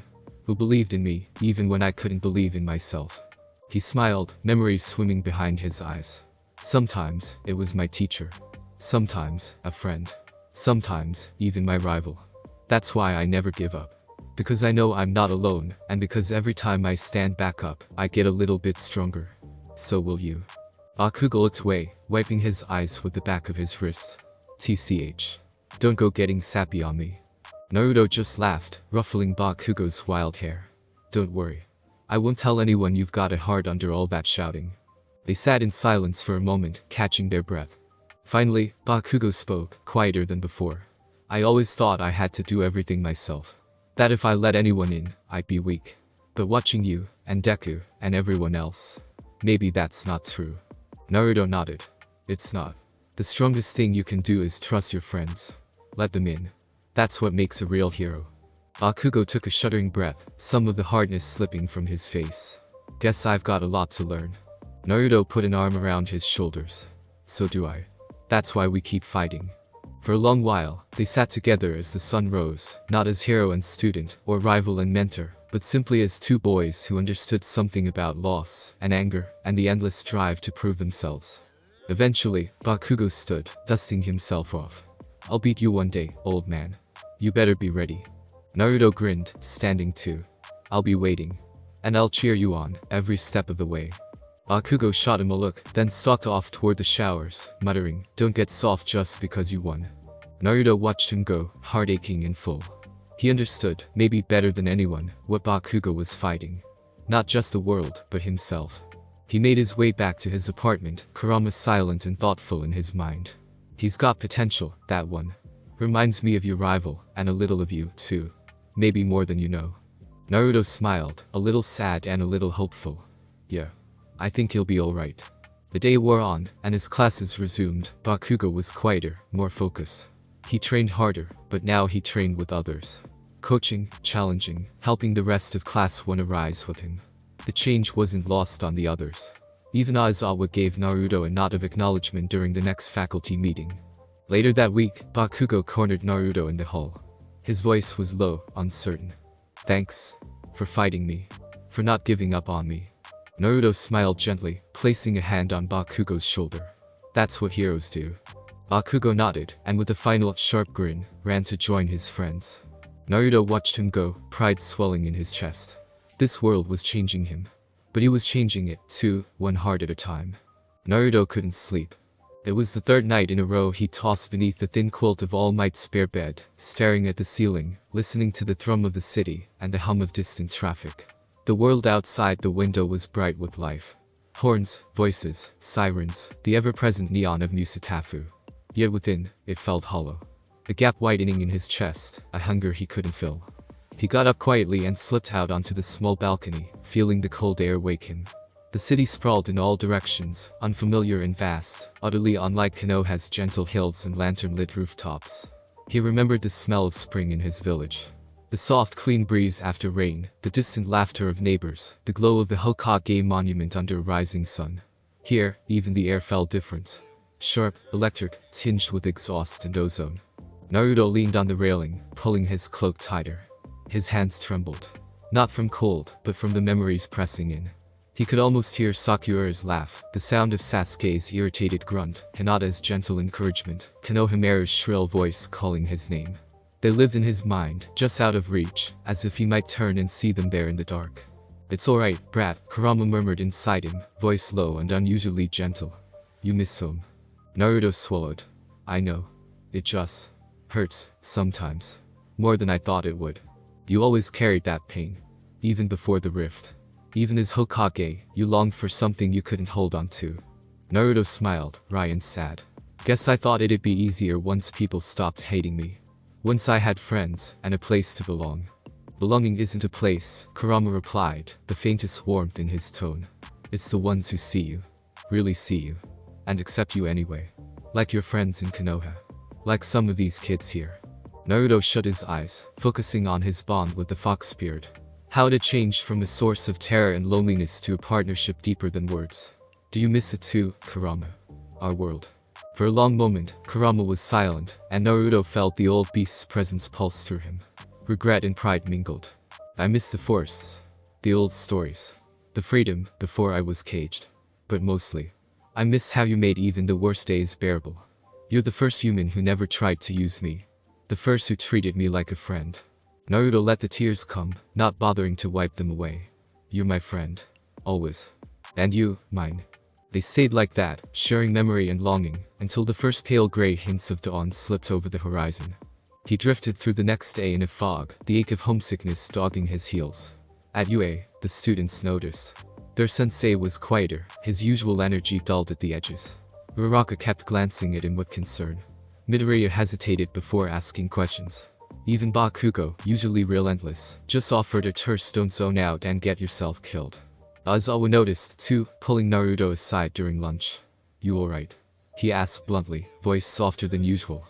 Naruto shrugged, forcing a grin. "Just didn't sleep well. I'm fine, really." Aizawa didn't press, but later, when Naruto was leading training on the field, he caught the pro hero watching him, eyes sharp beneath his wild hair. After class, the students lingered, clustering around Naruto. "Sensei, do you want to talk?" Midoriya ventured, nervous but determined. Naruto almost brushed him off, but then something cracked. The weight of all those nights alone, all the faces he missed, all the words left unsaid. He sat on the grass, knees drawn up, and the students settled beside him in a loose circle. He told them about Konoha. About the years of loneliness, the hunger for acknowledgement, the laughter of his friends, the weight of being Hokage. He spoke of Iruka's gentle strength, Jiraiya's wild wisdom, Kakashi's quiet support. He told them how it felt to finally belong. And how that feeling could vanish in an instant when you were far from home. The students listened, silent and wide-eyed, the sun setting behind them, painting the sky with gold and rose. "I love it here," Naruto finished, voice rough. "You all make me feel welcome. But some nights, I wonder if I'll ever see them again. My friends. my family, my village. Midoria leaned in, his own eyes bright with emotion. I understand, sensei. When I first started at UA, I felt so far from everyone else. I was scared all the time. But then, people reached out. I found friends. I found a place. Araka took Naruto's hand in hers, squeezing gently. You're part of our family now, Naruto-sensei. We'll always be here. Bakugo, never one for sentiment, muttered, yeah, you idiot. Don't make us have to rescue you from your own head. The others chimed in, offering words, stories, and, when words failed, simply their presence. Naruto felt something inside loosen, the ache lessening. He realized, perhaps for the first time, that belonging wasn't something you found and kept forever. It was something you built, day by day, with every act of trust. That night, Naruto dreamed of Konoha. He was a child again, racing through the village streets, laughter echoing all around him. Sakura chased after him, scolding him for skipping practice. Sasuke watched from the sidelines, trying, and failing, not to smile. Iruka stood by the ramen stand, waving. He ran to them, breathless with joy, but as he reached out, they blurred and faded, melting into mist. The Hokage monument crumbled to dust, the village swallowed by shadow. He spun, searching for a way out, and found Kurama. Huge and wild, eyes glowing gold. You can't run from your heart, Naruto, the fox said, voice shaking the dream. You carry home inside you. Even here. Naruto woke gasping, the room still dark. He pressed a hand to his chest, feeling the steady thrum of Kurama's chakra. Warm, grounding. He resolved to try something different the next day. Instead of leading drills, he took the class on a field trip. Out to the woods beyond the city, where the air was clearer and the world felt less crowded. They hiked along muddy paths, laughter chasing away the morning chill. Naruto taught them how to sense the wind, how to walk silently, how to listen for animals moving in the undergrowth. He showed them a trick for finding water, a jutsu for lighting a fire with damp wood. It felt like home, teaching these small things, hearing their wonder and delight. They found a clearing and set up camp, sharing snacks, trading stories. Naruto taught them a simple meditation, the same one he'd learned as a boy. Just breathing, feeling the sun on your skin and the ground beneath you. As the day wore on, Naruto felt the aches. He wasn't in Konoha, but he wasn't alone. The students looked to him, trusted him. He could see their hope, their belief, and felt it begin to fill the places left hollow by longing. That evening, as they headed back toward the city, Midoriya walked beside him. Sensei, if the rift ever opened again, and you could go home, would you leave? Naruto didn't answer right away. He looked up at the deepening sky, thinking of faces both present and absent. I don't know, he said honestly. Part of me will always want to see them again. But part of me wants to see what I can build here. What I can become. Midoriya nodded, eyes thoughtful. I think that's what being a hero means. Wanting to help everyone, even when your own heart aches. Naruto smiled, gratitude swelling. Maybe you're right, Deku. As the days passed, Naruto found his way back to himself. He started sleeping better, his laugh louder, his energy returning. Kurama teased him about being soft, but Naruto could feel the fox's pride and affection. They trained together in the evenings.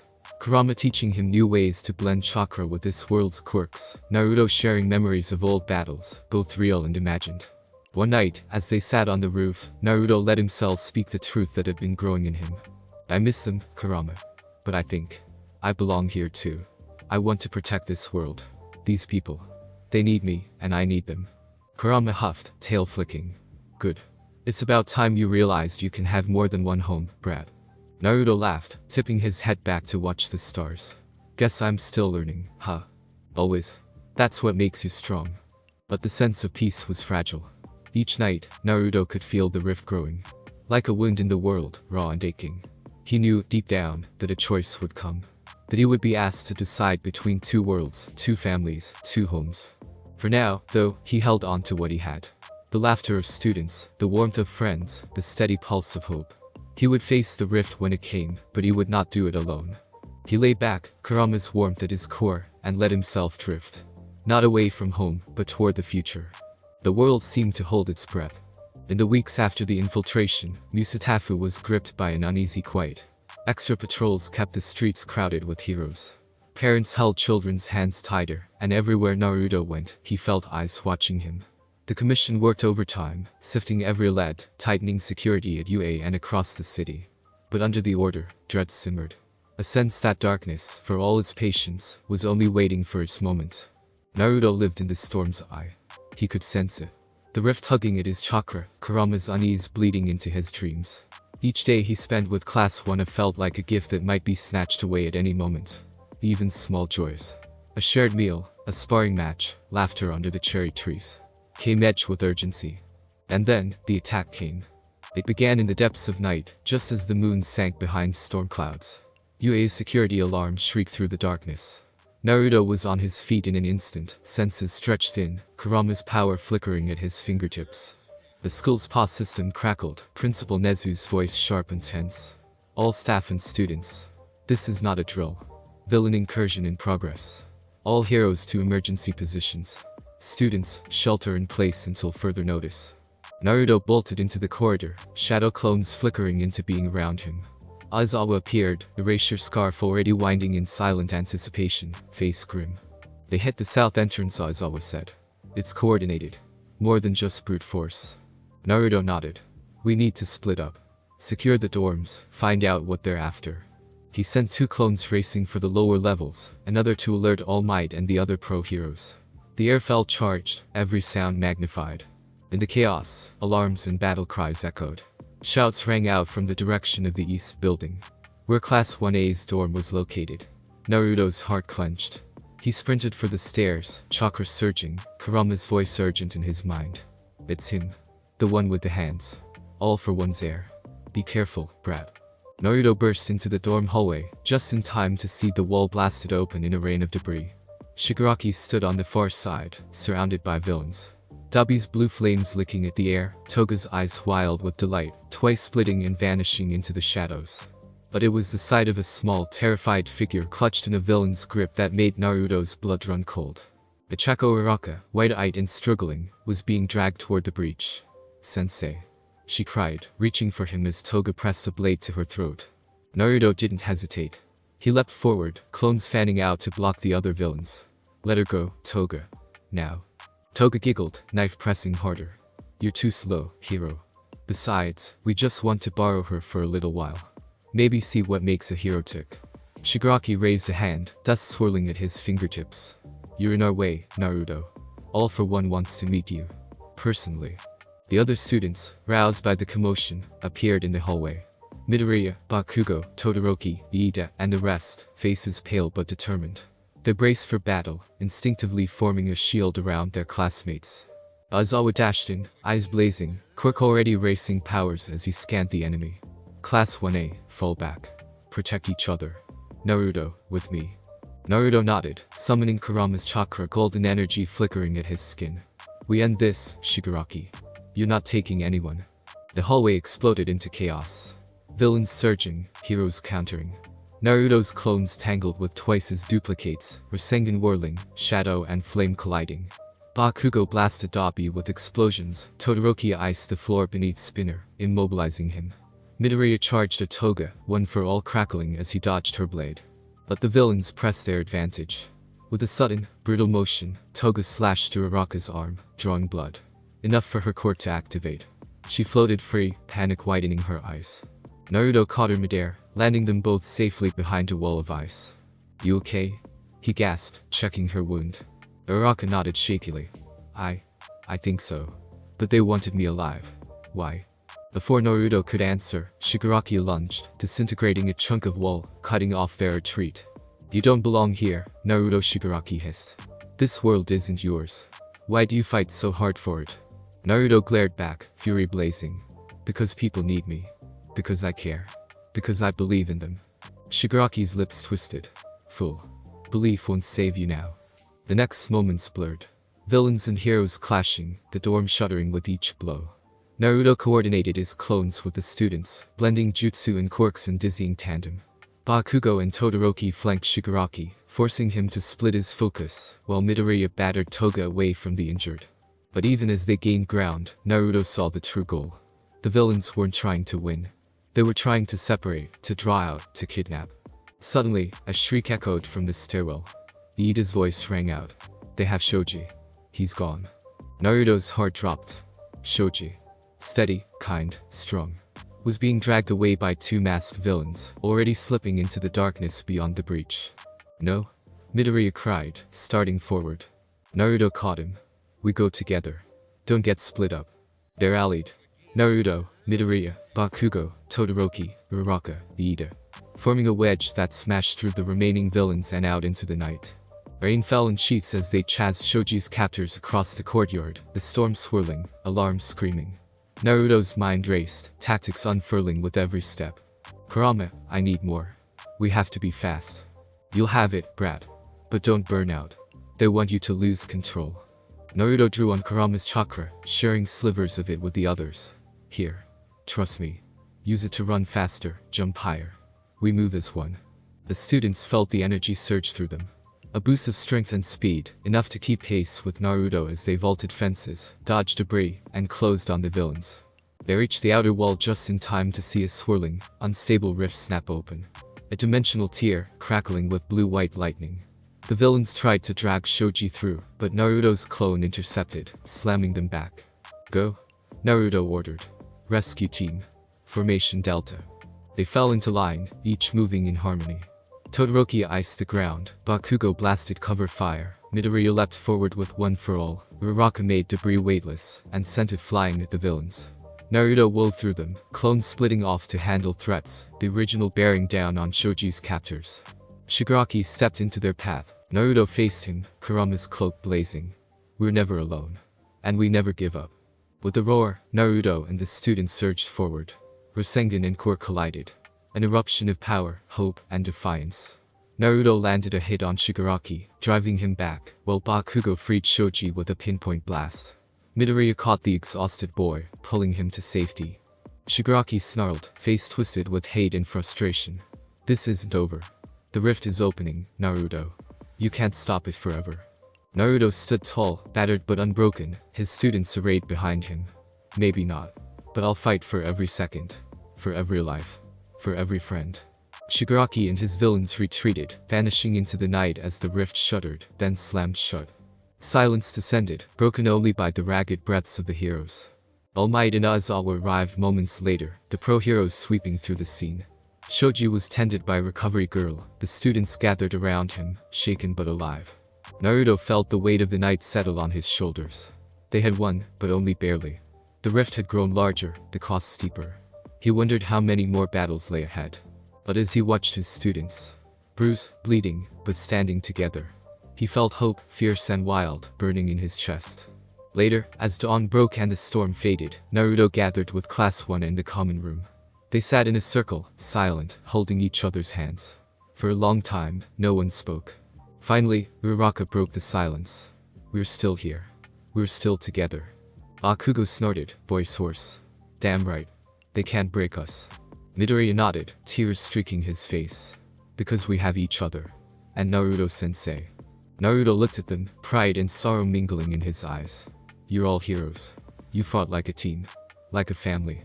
They sat that way as the sun climbed the sky, scars and wounds and all, stronger for the trial they'd survived. In the distance, the rift shimmered. A promise and a threat. Naruto squared his shoulders, resolve hardening. "Whatever comes," he thought, "we'll face it together." The rift was no longer a secret. Its tremors were felt across Usatafu. Sudden blackouts, buildings shuddering at midnight, strange weather rippling through the city. News anchors debated the breach in reality. The Hero Commission deployed special response teams, scientists and heroes alike working around the clock. But beneath all their activity, people knew. The world was changing. Something was coming. At UA, security was ironclad. Drones patrolled the skies, pros ringed the campus. Naruto, though battered from the rescue, took no time to rest. The sense of urgency burned in him. He trained harder, worked longer, making time for each student, checking every alarm. Kurama's presence was a constant hum. Not anxious, but watchful, ever ready. It was Midoriya who felt it first. They were training after classes, the air thick with summer heat. The others sprawled on the grass, exhausted. Suddenly, Midoriya staggered, clutching his head. Naruto was at his side in a flash. "Deku? What is it?" Midoriya's eyes were wild, unfocused. "The rift. There's a pull. Like someone's calling. I see hands. Red eyes." Kurama's growl rumbled through Naruto. "It's starting. The enemy is using the rift." He's coming, brat. Prepare yourself. As if summoned by the fox's warning, the alarms blared across the campus. A shrill, rising wail. Naruto's heart hammered. He sprinted for the command center, Class 1 following, adrenaline already surging. All Might, Aizawa, and Nezu waited. The monitors showed chaos. Villains pouring into the city center, shadows swirling around a yawning, crackling rift. At its heart, Shigaraki hovered, hands twitching, face twisted with anticipation. Behind him loomed All for One. A ghostly, monstrous presence. His Quirk-powered underlings unleashed on every block. They're making their move, Nezu said, voice tight. Naruto, you and Class 1 are the key. You can move faster than the pro units. Go.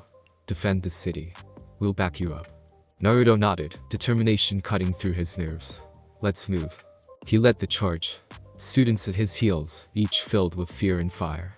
As they crossed the gates, the rift widened, wind howling, colors bending in impossible ways. The city below was a war zone.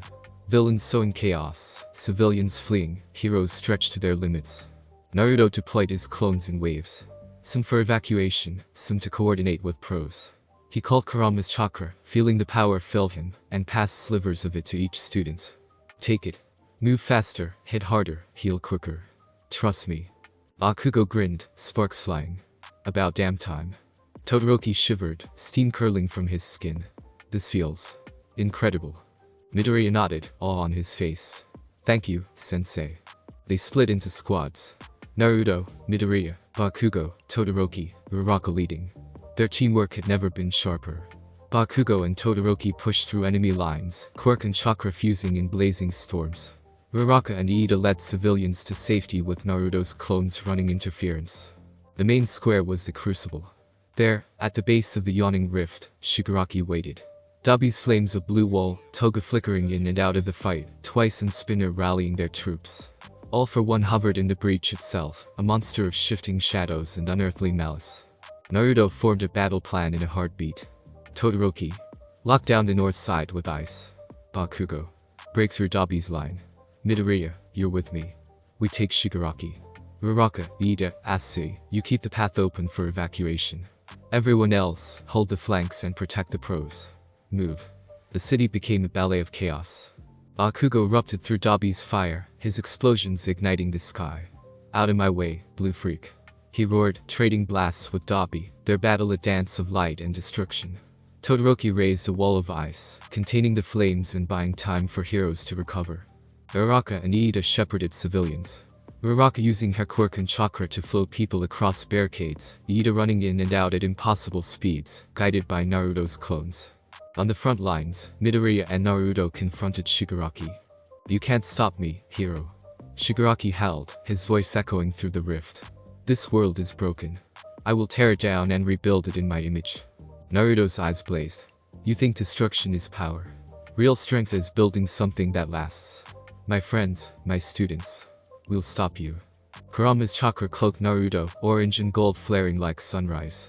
Midoriya's One for All shone brighter than ever, green lightning crackling. Side by side, they charged. The fight was vicious. Shigaraki's decay racing out in waves, disintegrating everything he touched. Naruto danced between the attacks, using shadow clones and substitution jutsu to stay ahead. Midoriya wove in and out, flickering with speed, landing blows that rattled bone and stone. Behind them, Bakugo and Todoroki pressed forward, tag-teaming Dabi, then pivoting to cut off Twice's reinforcements. Uraraka floated rubble to create shields. Asui darted in to pull wounded heroes to safety. Shigaraki screamed, frustration boiling over. Why do you fight so hard for a world that isn't even yours, Naruto? Naruto met his eyes, defiance and sorrow mingling. Because every world deserves a hero. Because these kids deserve to live. And to hope. I'll fight for that, always. Shigaraki unleashed a torrent of decay, the earth splintering. Naruto countered with a barrage of Rasengan, Kurama's voice a roar in his mind. Don't hold back, brat. Show them what the will of fire means. Naruto surged forward, spinning a Rasengan larger than ever. A mix of his chakra and Midoriya's energy. Deku. Together. Midoriya nodded, pouring One for All into the sphere. The attack blazed. Blue, gold, and green. Striking Shigaraki squarely, hurling him back into the rift's edge. Dabi screamed, fire billowing, but Bakugo's explosion detonated beside his ear, staggering him. Todoroki's ice snaked around Dabi's legs, locking him down. Elsewhere, the pro heroes pressed their advantage. Endeavor's fire drove the lead back. Hawks dove and weaved, rescuing fallen civilians. Aizawa raced Quirks, giving the heroes the upper hand. All for One's laughter echoed from the rift. He surged forth, his presence so overwhelming that the air itself seemed to tremble. Impressive, Naruto. But can you save them all? He unleashed a dozen Quirks at once. Tornadoes, blasts, shadow tendrils. The students fought back with everything they had, but Naruto saw Uraraka stagger, blood at her temple. Iida fell to his knees, winded. Even Bakugo slowed, breath coming ragged. Naruto's heart clenched. No. Not now. He summoned every ounce of power, Kurama's strength and his own, and spread it wide. Dozens of clones sprang up, shielding the students, buying time. But All for One was too strong, his power beyond anything Naruto had faced in this world. Kurama's voice was a desperate whisper. We have to buy time. Trust them, Naruto. Trust your students. Naruto gritted his teeth, determination burning. He called out to Class 1A, voice ringing across the battlefield. We're not done yet. Together, we win. The students rallied, battered but unbroken.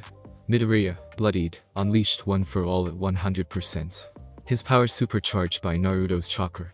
Bakugo leapt to his side, explosions blazing. Todoroki, flames and ice roaring, formed a shield around their wounded. Uraraka, dazed, forced herself to her feet, levitating chunks of concrete to form barriers. Together, they pushed back. Quirks and jutsu fusing in a storm of light and sound. Naruto charged All for One, Rasengan spinning, Kurama's chakra surging. The villain countered, energy crashing. The clash of titans that shook the rift itself. A single tendril lashed out, striking Naruto in the side. He gasped, feeling blood well, pain flaring. For a moment, his vision blurred. But Kurama's power steadied him, and the sight of his students, fighting, refusing to fall, gave him strength. All Might, battered but unbowed, appeared beside him. You're not alone, my boy. Together. Naruto grinned through the pain. Always. They struck as one. Naruto, All Might, and the students, a united front. The final Rasengan, empowered by One for All, struck All for One full in the chest. He howled, staggering back into the rift as the league faltered, retreating. A final explosion rocked the square. The rift flickered, shuddered, began to close. But Naruto collapsed to his knees, blood soaking his uniform. The world spun. Kurama's chakra dimmed. Class 1 rushed to his side. Midoriya cradling his head, Uraraka pressing her hands to his wounds, Bakugo cursing under his breath. Stay with us, sensei. Don't you dare give up. Midoriya pleaded, tears streaming down his face. Naruto forced a smile, his hand reaching for theirs. I'm proud of you. All of you. Never stop believing. The light faded. The rift closed, sealing the breach. And the world, for a moment, was silent. Naruto woke in the UA infirmary, Kurama's warmth steady within him, the scent of antiseptic sharp in his nose. Recovery girl fussed at his side. Outside, he could hear the voices of his students. Laughing, crying, promising each other to never give up. All Might stood in the doorway, pride and relief in his eyes. You did it, my boy. You all did. Naruto smiled, pain and hope mixing. He felt the will of fire alive. Not just in him, but in every heart he touched. The battle was over. The world had changed. But Naruto knew, with absolute certainty, that this was only the beginning. He closed his eyes, resting at last, the voices of his friends, old and new, carrying him into dreams filled with hope. For the first time in months, Naruto woke to true silence. The hush was so deep, he wondered for a moment if the world had finally ended, if the rift had swallowed everything. But as his eyes opened, adjusting to pale morning light filtering through the curtains, he realized he was alive. Bruised, battered, aching, but alive. He blinked, vision fuzzy, and slowly made out the familiar ceiling of the UA infirmary. His body ached in places he didn't know could ache, but it was the good kind of ache. Earned, a reminder of what he'd survived. He turned his head and saw Kurama, a ghostly presence in the corner of his vision, huge and imposing and, for once, looking almost gentle. You've finally woken up, brat. Kurama's voice rumbled in his head, warmth threaded through with relief. I was starting to think you'd make me look bad by dying in a world that's not even ours. Naruto managed a weak smile. No way. I'd never leave you with all the paperwork. Kurama snorted, and Naruto could sense the smile, hidden behind all that fur and fang. You were reckless. But I'm proud. You fought for them like they were your own pack. Naruto let his eyes drift shut again, listening to the faint sounds beyond the door. Distant footsteps, the rustle of sheets, the hushed whispers of visitors. He remembered the battle. A swirl of pain and color, the roar of Kurama's chakra, the crash of Quirk's and Rasengan.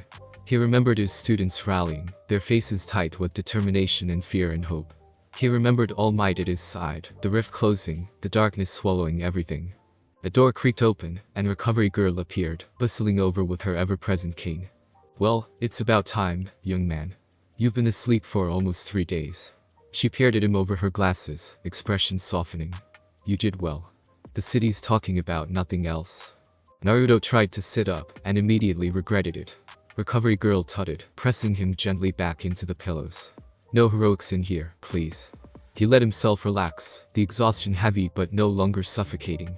"How's everyone else?" "The students are well," she said, her eyes twinkling. "Sore, but nothing serious. You gave them quite a scare." As if summoned, the door burst open again, and Class 1 tumbled in. Midoria leading the charge, Bakugo behind, trying not to look concerned, Uraraka close on their heels. The whole class was there, even the quieter ones. Todoroki, Ida, Asui, all crowding in, relief and joy on their faces. "Sensei?" Midoriya cried, eyes bright with unshed tears. "You're awake." Naruto grinned, trying to wave, but his arm was still heavy. "Hey, guys. You all look terrible." Uraraka laughed, tears running down her cheeks. "That's rich coming from you, sensei." They gathered around his bed, chattering at once. Telling him about the aftermath of the battle, how the rift had closed and the League of Villains had retreated. The city was recovering, heroes and citizens working side by side to rebuild what had been lost. Bakugo scowled, though his voice was rough with emotion. "You almost got yourself killed. Don't be an idiot next time." Naruto winked. "Wouldn't dream of it." Todoroki stepped forward, placing a hand on Naruto's blanket. "Thank you. For everything." Naruto met his gaze, feeling the weight of the moment. "It wasn't just me. All of you. You fought together. That's what saved the city. That's what makes heroes." They stayed with him for hours, taking turns sharing stories, cracking jokes, even sneaking in snacks despite Recovery Girl's protests. For a little while, the room was filled with laughter, the shadow of war kept at bay by the simple joy of being together. As the afternoon sun slanted through the windows, Aizawa was stopped by, arms folded, eyes tired but softer than Naruto had ever seen. "You did good," he said, the praise gruff but heartfelt. "Rest. There's still work ahead." Naruto nodded, the heaviness in his chest replaced by a quiet pride. Later, as the sky turned orange and pink, All Might entered. He moved carefully, the lines of age and exhaustion etched deep, but his eyes shone with something bright and unbroken. "My boy," All Might said, sitting by the bed, "I've seen many heroes in my time. But none who have bridged worlds as you have." Naruto shrugged, a little embarrassed. "I just did what I had to." All Might shook his head, smiling. "You showed them what the will of fire means. You gave them hope when all seemed lost." For a moment, the silence between them was warm and full. All Might looked away, as if searching for words he never quite had to say before. "You've changed this world, Naruto. More than you know." Naruto looked down at his hands, bandaged and bruised, but strong. "I didn't do it alone." "No," All Might agreed. "But you made them believe they could fight, too." Naruto thought of Iruka's words from so long ago, echoing through time. "You're not alone anymore. You never were." The next morning, Naruto rose.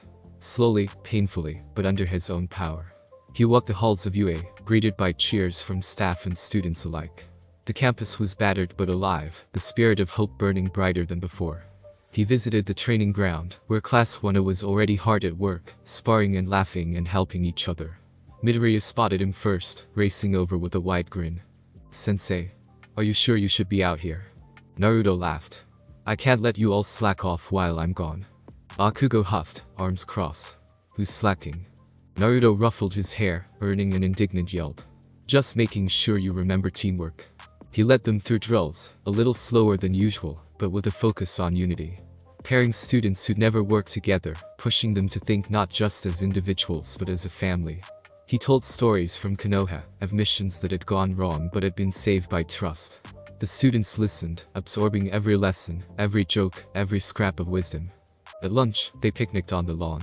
Ida stood to make a speech, voice formal but thick with emotion. "We owe you a great debt, Sensei. You taught us more than heroics. You taught us to believe in each other. To stand together, even when afraid. That's the will of fire, isn't it?" Naruto nodded, pride swelling in his chest. That's it. And now you all carry it, too. They cheered, laughter ringing across the campus, a song of resilience and hope. That afternoon, Aizawa joined Naruto by the pond. They watched the students from afar, comfortable in their silence. You could have died, Aizawa said, not looking at him. I know, Naruto replied quietly. Would you do it again? Naruto nodded without hesitation. Every time. They're worth it. Aizawa nodded, and for a moment, Naruto thought he saw the faintest smile. That night, Naruto wandered to the rooftop, Kurama's presence warm at his side. You did well, Naruto. The will of fire burns in them now. Naruto gazed up at the stars, feeling the ache of old wounds and the promise of new beginnings. I'm not sure what comes next, Kurama. The rift is close, but for how long? Do I stay? Do I go home if I can? Kurama's voice was thoughtful, almost sad. That's a choice only you can make, brat. But whatever you decide, you've left your mark here. This world will never forget you. Naruto nodded, letting the truth settle. He thought of Konoha, of faces long missed, of dreams still unfulfilled. He thought of Class 1A, of All Might, of the city he'd come to love. For the first time, he felt at peace with the uncertainty. He had given them the will of fire. And they, in turn, had given him the strength to face whatever came next. In the days that followed, Musatafu began to heal. Heroes and civilians rebuilt side by side. The commission established a new agency, with Naruto as a guiding force. He insisted on opening its doors to quirkless children, to those overlooked and underestimated. Anyone with the heart to help others. All Might and Aizawa stood beside him, their approval unspoken but unmistakable. The city buzzed with excitement and hope. Naruto watched his students thrive. Bakugo learning patience, Todoroki forging new bonds with his father, Uraraka finding strength in her kindness, Midoriya growing into a leader worthy of all the hopes he carried. And every night, as he watched the stars above, Naruto knew that the will of fire was more than a legacy. It was a promise. One he would keep, no matter what world he called home. Naruto stood at the center of the Uequa as the world spun quietly around him. The cherry trees. Somehow always blooming. Shed petals in the gentle wind, dotting his uniform and the stone path in swirls of pale pink. In the aftermath of chaos, there was peace. Students bustled across the lawns. Teachers debated quietly beneath shaded awnings. Recovery crews moved with methodical purpose, repairing walls and windows still scarred by the battle with all for one.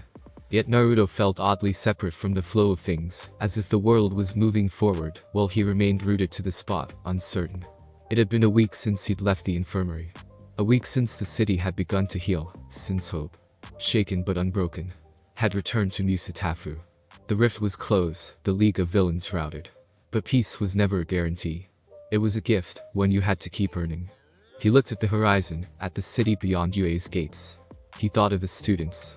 Class 1A, now more than just his pupils, but his family. He thought of the children he'd saved, the pro-heroes who'd come to rely on him, the faces of people who now saw him not as an outsider, but as a symbol. It was both humbling and heavy. Kurama stirred inside him, breaking his reverie. Why so quiet, brat?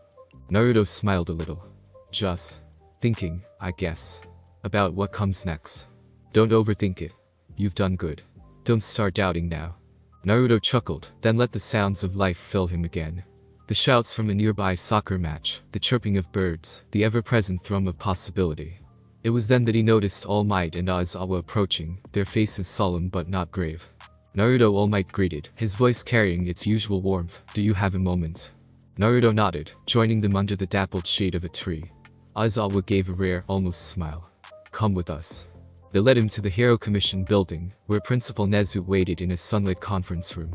Papers were stacked neatly on the table, beside a polished plaque that read, Hero Unity Initiative. Nezu gestured to a seat. We're glad you could come, Naruto. We'd like to discuss the future. Naruto sat, his heart thumping. What's this about? All Might's eyes were soft, a little wistful. It's about you. About what you've built here. Aizawa spoke next, blunt and direct. The city needs more than symbols. It needs teachers, leaders, who understand what it means to protect and inspire. We've all seen what you've done for UA, for Hero Society. We want you to take the lead on something new. Nezu pushed a folder toward him. Inside were blueprints, proposals, letters of support from hero agencies across Japan. There were lists of children, some with powerful quirks, some with none, who'd been overlooked or left behind. We want you to start a new hero agency, Nezu said, voice bright with hope. One that isn't limited by old rules.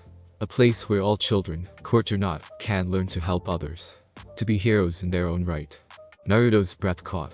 He looked up, searching their faces for a joke, but saw only sincerity. I'm honored, he said, stumbling over the words. But why me? All Might leaned in, smiling. Because you changed us. Because you taught us that heroism isn't about power. It's about heart. We believe in your vision. Aizawa nodded, the rare approval shining in his eyes. And because the students believe in you. That matters more than anything. Naruto turned the idea over in his mind. Teaching not just the gifted, but the forgotten. Giving hope to those who'd never had a chance. It felt right. It felt like the future he wanted to build. But another question gnawed at him. If I do this, Naruto asked, I want to train anyone with the heart to help, not just those with quirks. I want the agency open to quirkless kids, to anyone who feels left behind. I want to build something that lasts. Will you support that? Nezu grinned, tail swishing. That's precisely why we asked you. All Might extended a hand, big and reassuring. You have our support. Always. Naruto shook it, feeling a surge of possibility. Then I accept. Let's build something new.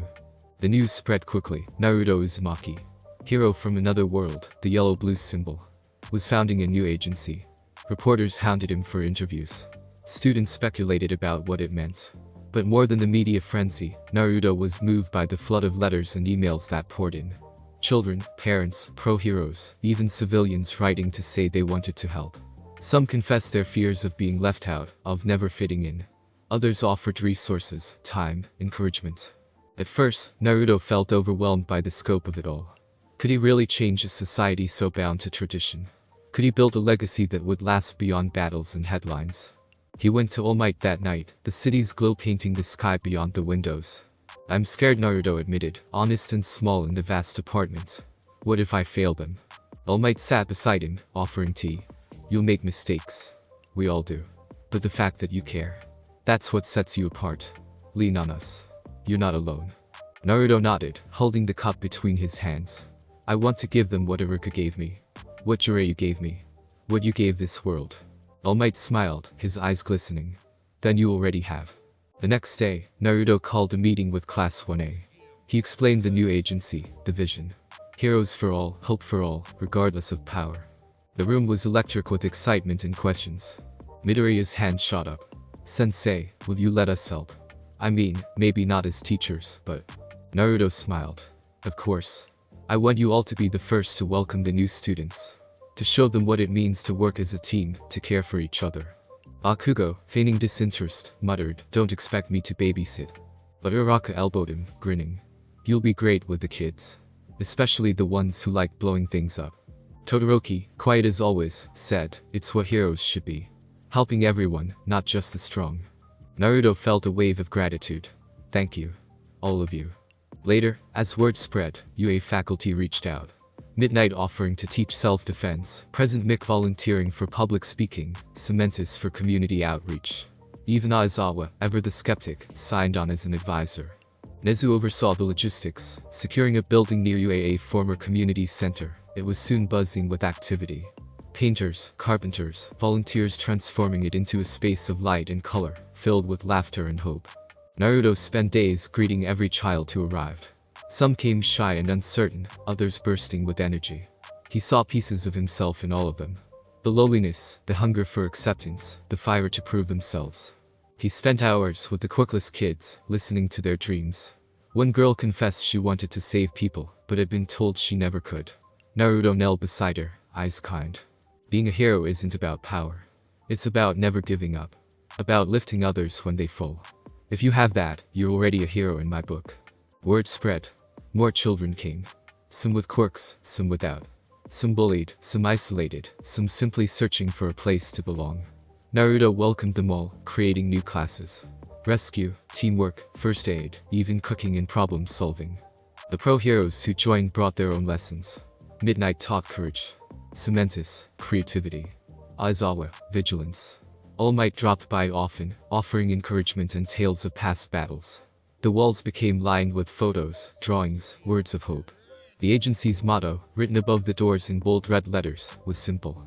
A hero is someone who believes in others. As the weeks passed, Naruto found himself at the center of a new kind of storm. One of possibility. He was always busy, but it was a good kind of busy, the exhaustion born of effort that meant something. Sometimes, he'd walk the halls at night, checking classrooms, watching the students work and play. He saw friendships form between children who might never have met otherwise. Quirkless and Quirked, strong and shy, finding common ground.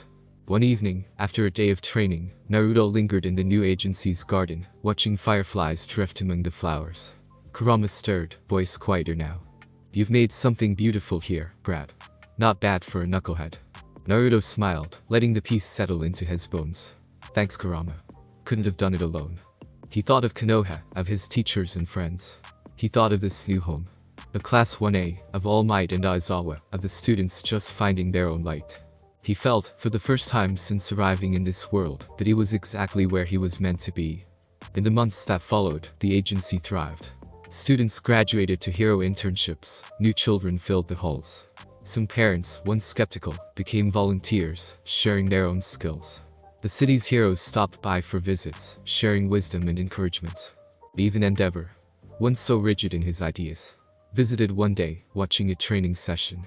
He found Naruto after, voice soft and grudging. "You're changing things, Uzumaki. Maybe. For the better." Naruto grinned, clapping Endeavor on the back. "Maybe you'll even crack a smile, one of these days."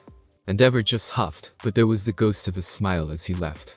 Late one night, as Naruto closed the agency for the evening, he found All Might waiting by the gate, watching the stars. "You look happy," All Might said. Naruto nodded. "I am. For the first time in a long time." All Might smiled, laying a hand on Naruto's shoulder. "You've given us hope, Naruto. Not just for today, but for the future." They stood together, the city quiet around them, the world full of promise. "I couldn't have done it alone," Naruto said. All Might squeezed his shoulder, pride and gratitude shining in his eyes. "No one ever does." And as the wind stirred the cherry blossoms, Naruto knew that, whatever the future held, whatever rifts or choices or battles lay ahead, he had built something that would last. Something that could not be undone. The warning signs returned gradually, like distant thunder. For a time, it was just odd static in the background. Naruto waking from sleep with the impression of voices that weren't quite from this world, a flicker of Konoha's rooftops out of the corner of his eye, the inexplicable scent of wood smoke and cherry blossoms on a city breeze. Kurama noticed it first, the way his chakra hummed strangely at dusk, a tremor echoing through their bond. "It's starting again," the fox warned one evening as Naruto sat alone in the agency's moonlit courtyard, reviewing lesson plans. "The boundaries are thinning. Something's trying to open the rift." Naruto's heart clenched. "Why now? We finally have peace." Kurama rumbled, almost mournful. "Maybe peace is the most fragile thing of all. Maybe the world never lets us rest for long." The following morning, the city awoke to more concrete signs, random blackouts, reality flickering at the edges. A city block shimmering, then returning to normal, people reporting dreams of places they'd never seen. The Hero Commission held emergency meetings, scientists and heroes, both baffled by the instability. At UA, security went on high alert. At Naruto's agency, he doubled drills and walked the halls each night, checking on every student. The tension worried him, fraying his patience, but he refused to show fear. One afternoon, as he was finishing a self-defense lesson, Todoroki approached him quietly, his mismatched eyes worried. "Sensei, you've been distracted lately. Is it the rift?" Naruto hesitated, but nodded. "It's growing. I can feel it. I'm not sure what it means yet." Todoroki nodded, shoulders tense. "If you have to go, will you tell us first?" The question cut through Naruto, sharp and unexpected. He forced a smile. "Of course. I wouldn't disappear without saying goodbye." That night, the rift revealed itself in earnest. A storm erupted over Musatafu, the sky boiling with colors unnatural to this world. Lightning flashed purple and gold, thunder vibrating with the power of two realities grinding against each other. From his apartment, Naruto saw the epicenter. A jagged seam of blue-white energy tearing the air above the city's central park. Kurama's voice thundered in his mind. "This is it. The barrier's breaking." Naruto wasted no time. He called All Might, Aizawa, and Nezu. Within minutes, the heroes were mobilizing. UA on lockdown, the agency's students evacuated to safe zones, the pro-heroes bracing for another incursion. But Naruto felt it wasn't an attack this time. It was a summons. As he approached the park, lightning crackling overhead, he found Class 1 awaiting for him. Midoria, Bakugo, Uraraka, Todoroki, Ida, all the students who'd become his family here. You going to check the rift, aren't you? Midoriya asked, voice trembling. Naruto nodded. I have to. If there's a way to close it for good, I'll find it. Bakugo huffed, eyes unusually bright. Don't get lost in another dimension, idiot. Uraraka stepped forward, taking his hand. Promise you'll come back. Wherever you end up. Naruto looked at them all, overwhelmed with gratitude and sorrow. I promise. No matter what happens, I'll always carry you with me. All Might arrived, solemn and steady. You won't go alone, my boy. Not this time. Together, they made their way into the park, the rift howling overhead, reality itself shaking with the strain. At the heart of the storm, the rift pulsed. Whiter than ever, the threshold between worlds blurred. Through it, Naruto glimpsed Konoha.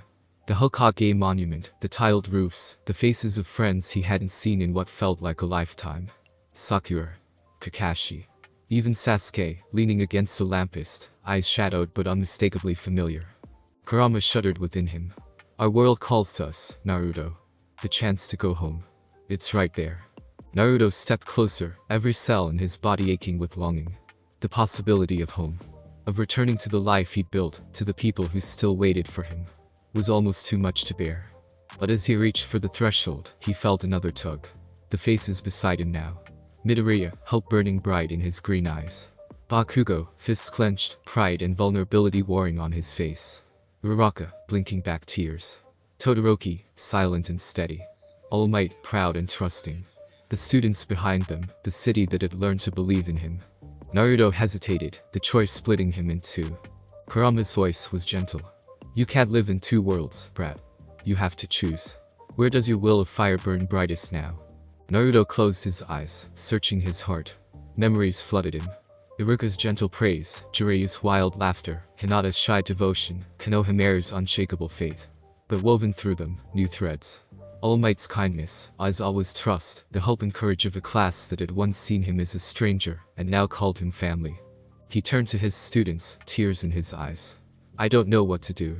Part of me wants to go home so badly it hurts. But part of me can't leave you behind. Midoriya stepped forward, voice strong despite trembling. Sensei, you taught us that being a hero means making hard choices. But you also taught us that love and hope don't belong to just one place. Bakugo gritted his teeth. You gotta pick, idiot. But whatever you choose, don't look back. Don't regret it. Uraraka nodded, eyes shining. We want you to be happy. That's what heroes deserve, too. All Might rested a hand on Naruto's shoulder. You're a bridge between worlds now, Naruto. Whatever you decide, you've changed us forever. The rift pulsed, as if sensing his hesitation. On the other side, Konoha shimmered. So close, so impossibly far. Kurama's voice was soft. It's your choice, Naruto. No one else's. But know this. Wherever you go, you carry your friends with you. Both worlds will be better for it. Naruto drew a deep, shaking breath. For a moment, he considered stepping through. Leaving this world behind, returning to the familiar comfort of home. But as he looked back, he saw the faces of the students, the heroes, the city itself, all looking to him for hope. He smiled, tears falling freely now. I choose to stay. My will of fire is needed here. The rift shimmered, its light softening. On the other side, the faces of Konoha smiled, as if understanding and blessing his choice. The pull faded, replaced by a warmth that filled Naruto from head to toe. The storm died. The air grew still. The rift closed. Slowly, then all at once. Leaving behind a world intact, a sky unbroken, and a sense of peace that ran deeper than Naruto had ever known. For a long moment, no one spoke. Then Midoriya rushed forward, hugging Naruto tight. The others followed. Bakugo awkwardly punching his arm, Uraraka squeezing his hand, Todoroki clapping him on the back. Even All Might wiped at his eyes, smiling. You did it, my boy. You made your choice. And you chose hope. Naruto looked up at the stars, the city quiet beneath them. He felt the presence of his old friends, distant but not lost. He felt the strength of new bonds, fierce and unbreakable. Thank you, he whispered, to both worlds. In the days that followed, Naruto found himself changed. The agency flourished, new students arriving each week. He poured himself into the work, building bridges between hero society and those left behind, fostering hope where despair once grew. Class 1 thrived, their unity stronger than ever. Bakugo led training with surprising patience, Todoroki mentored the younger students, Uraraka and Midoriya organized community projects. The entire city began to shift, the lines between Quirk and Quirkless, hero and civilian, growing ever more blurred. One evening, as the sun dipped low, Naruto stood atop UA's roof with All Might and Aizawa, watching the world he'd chosen to protect. Any regrets? Aizawa asked, his tone gentle for once. Naruto shook his head, smiling. None. This is my home now. My family. All Might rested a hand on his shoulder. You brought us together, Naruto. You made us better. Naruto looked out at the city. Lights sparkling, children laughing, hope alive everywhere he turned. My journey's not over, he said quietly. But for the first time, I'm not walking it alone. Kurama grumbled contentedly in his mind. About time you figured that out, brat. Naruto just laughed, a sound full of joy and certainty. And in 2 worlds, the will of fire burned on. Eternal, undivided, lighting the way for generations to come. Dawn broke over Musatafu in a rush of gold and scarlet, painting the rooftops and glass towers with a gentle fire. The city was changed, not just in the skyline or the swelling crowds of hopeful students on their way to the new Hero Unity Agency, but in the very air itself. A sense of possibility, of renewal, as if the world had survived its own storm, and now stood at the start of something new. Naruto stood in the agency's garden, feeling the sun warm his face, the morning breeze tousle his hair. He was not alone. Children tumbled around him, practicing hero poses, cheering as a younger boy managed his first perfect roll, squealing with delight as Uraraka showed them how to fall without fear. Older students helped repaint a mural. Smiling heroes, hands joined with civilians, Quirkless and Quirk side by side. Above them all, the new motto. A hero is someone who believes in others.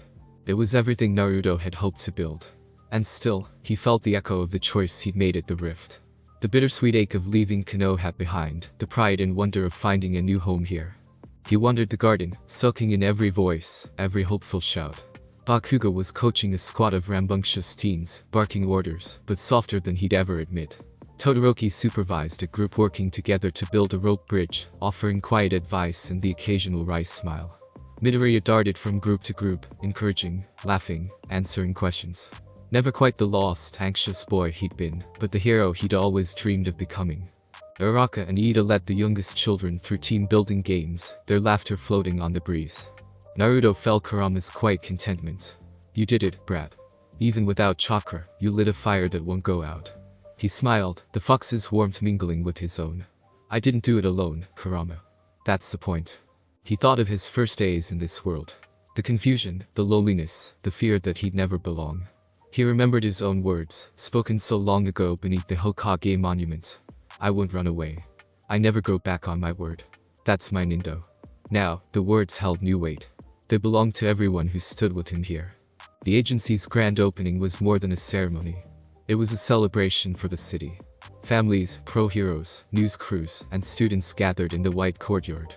The Hero Commission sent a delegation, with Nezu at their head.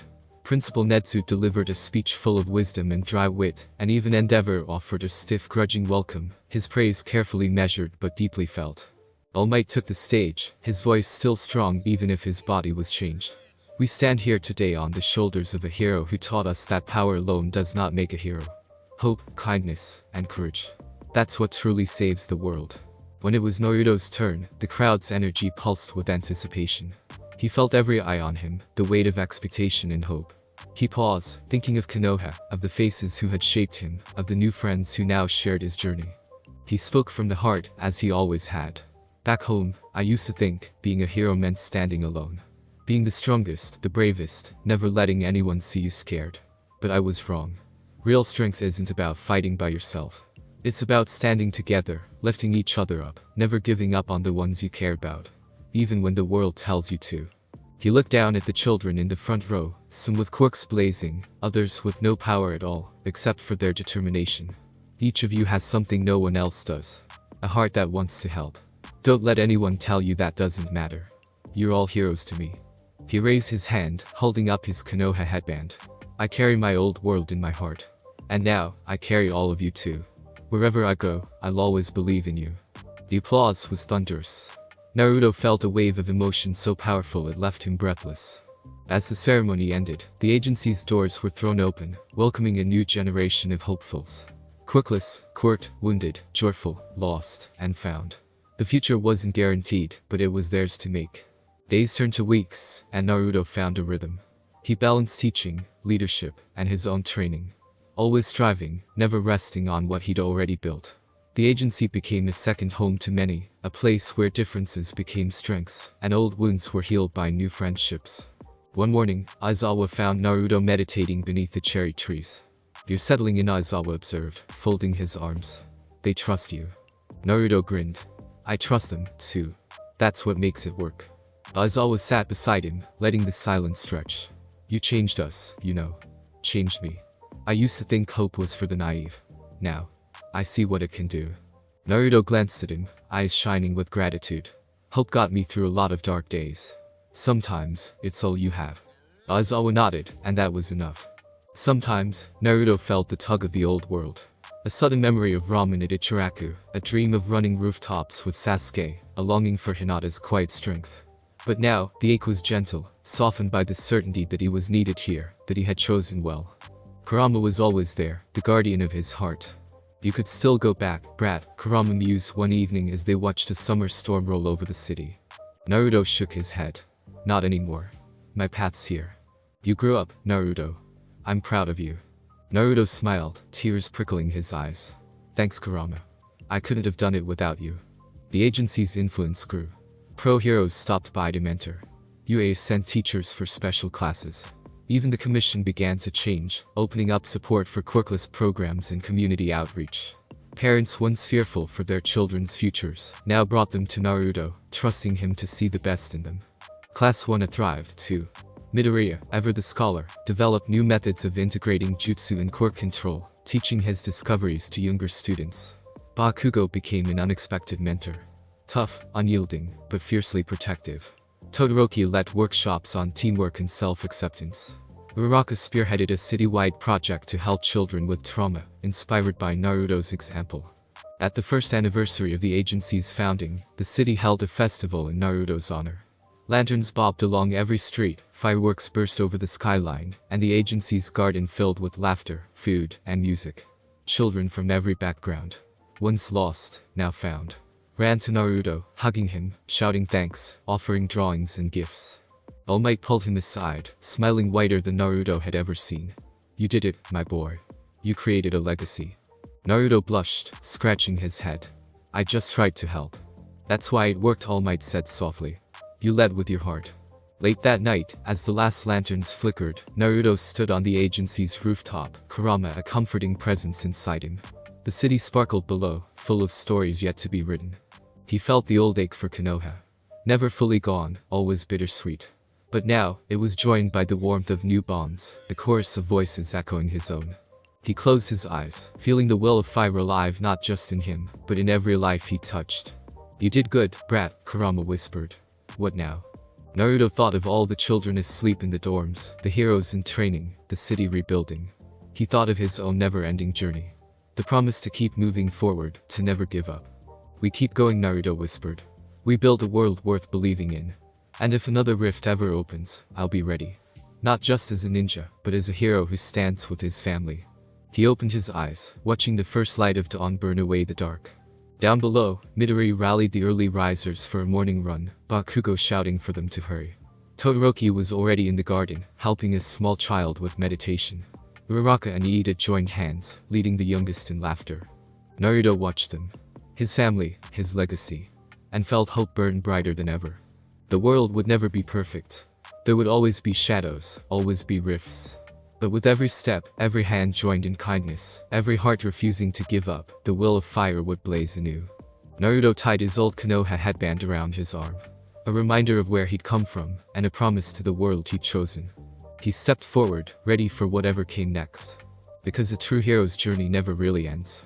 And somewhere, across all worlds, in every heart where hope took root, the will of fire shone, eternal and unbroken. Thanks for listening. I do hope you enjoyed it. If you want the next part of this video, like, subscribe and comment down below and turn on the bell notification. And also check out other videos that I have created and enjoy. See you in the next video. Peace.